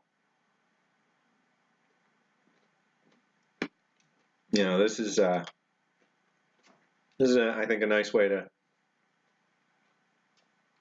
wrap up the restoration stream series for right now. We're not going to jump right back into restorations next week. I'm going to be back in the archives, doing some just cataloging. We're going to go box by box and just write what's in them. You know, that's a pretty big step. I doubt we'll get through half of it, but we're just going to get some spreadsheets together, and then that way we can start working through cataloging the collection, adding data around everything, figuring out what extra things we need to learn about them, and then we can go back, you know, box by box and fill in the gaps as we need to. But it's you know, it's going to be a fun, you know, fun project in and of itself. Like right now I'm mainly trying to show you guys, like, here are all the different things we could be doing a lot more of if you know, we were a full-on organization with a staff and all that. But these are the certain, you know, these are the types of things we want to do. We want to do cleanup and restoration and preservation. We want to do you know, building out a ration database, a catalog of information that people are going to be able to lean on. You know, instead of having some in books here or some on sites there, you know, we want to have it all as much as possible in one place. You know, and then the 3D scanning that we've been doing, and photography work and all that kind of stuff. You know, we think it's all going to be helpful to somebody, or many somebodies, is the hope.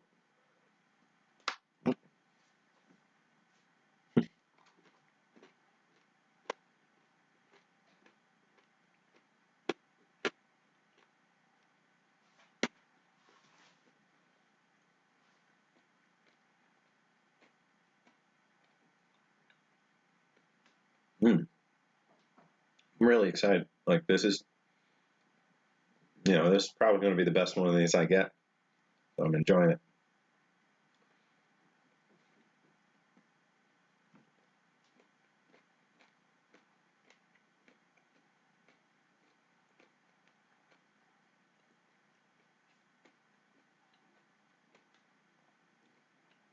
Almost.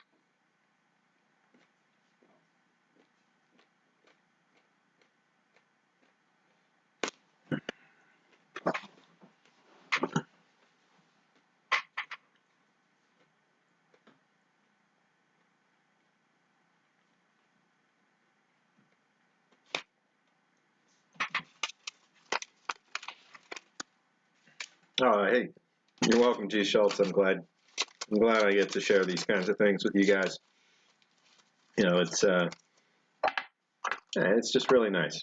You know, it's near and dear to a lot of our hearts. You know, to take a look at this stuff together, and you know, when we have something like a rare old piece of food that's actually edible, I know I want other folks to know it. All right, so that was really good.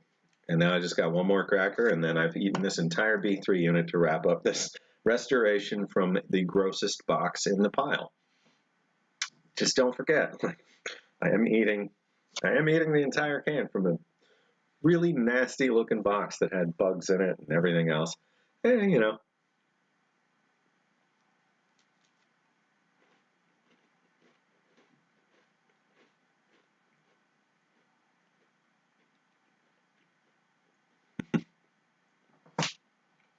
What's up, Bob? I see you calling me out there.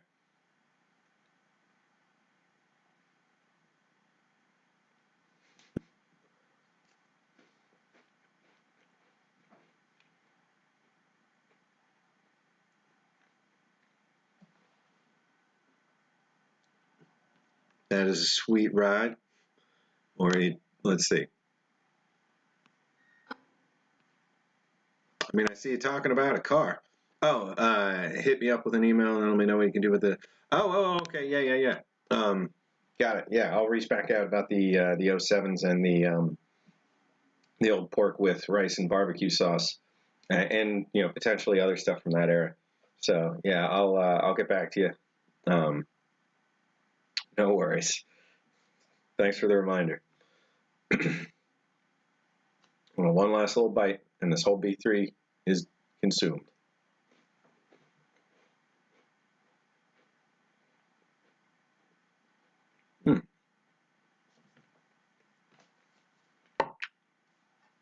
You know, and it's sealed back up.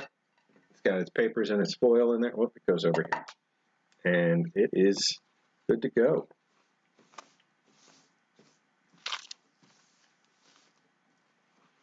I mean, conversely, this is the one from that RCI.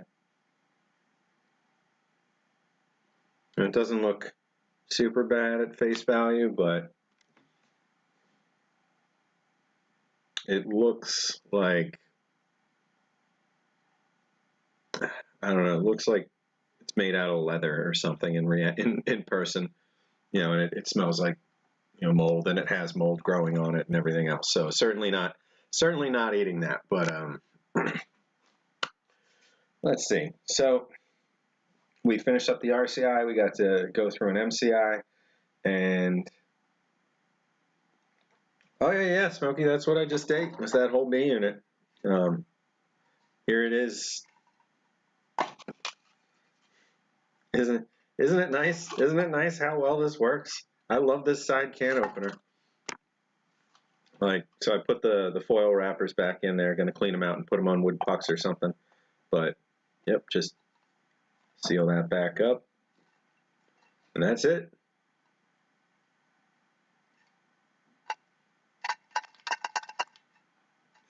I mean, it works better on some than others, but on something like this with a nice deep edge, it was perfect. You know, it'll hold on great.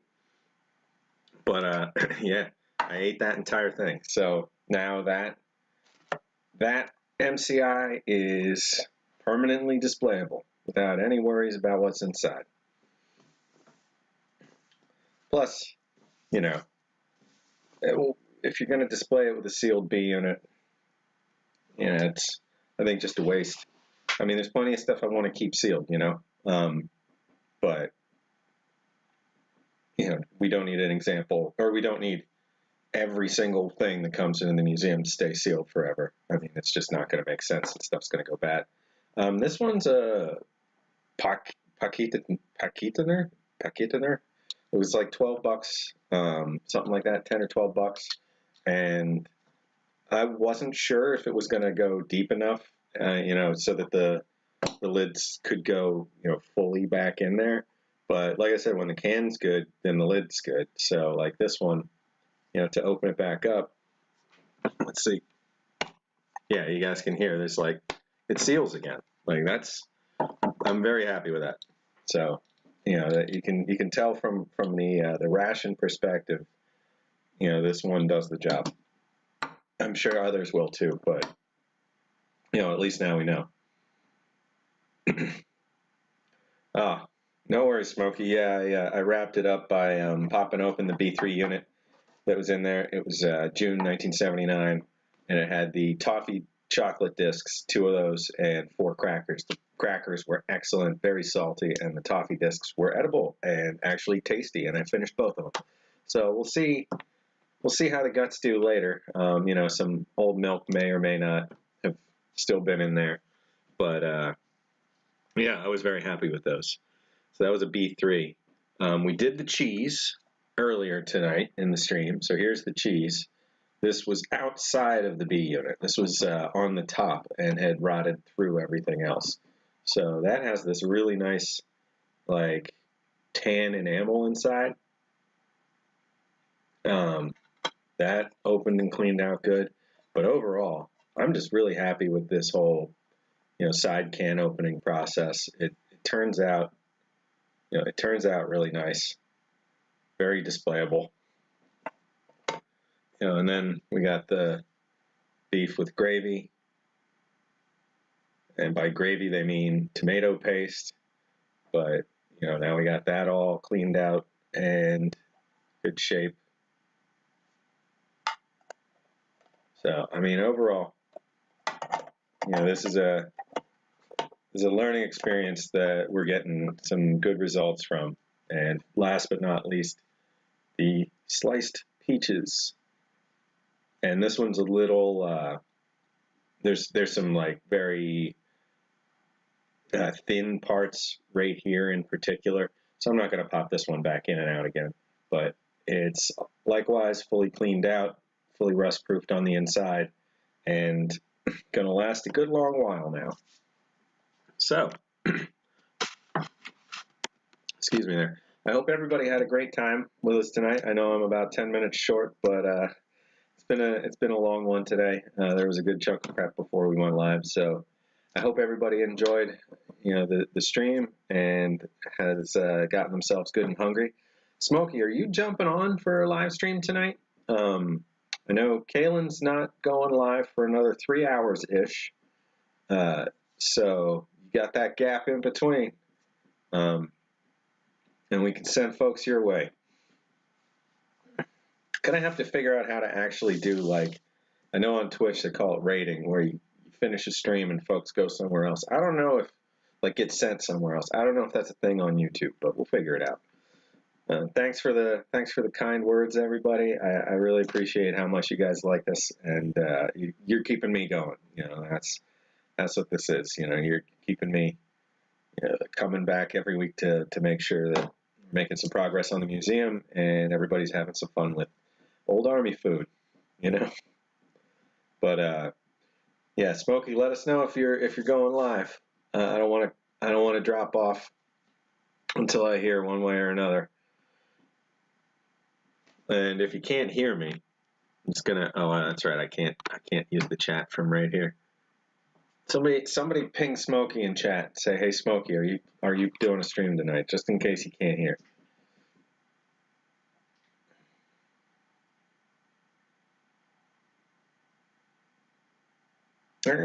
Well, close enough or good enough. We'll see. I'm gonna keep an eye out. If you do stream, Smokey, then you know, we'll see. I'll see you there. Otherwise, everybody else have a great rest of their weekend. I will see you guys again next Sunday, I think, but I'll keep you in the loop. I'll get a stream scheduled and out on the Twitter and the and the Facebook and whatever else as soon as I can. So keep an eye out there. And until then, everybody, stay rational.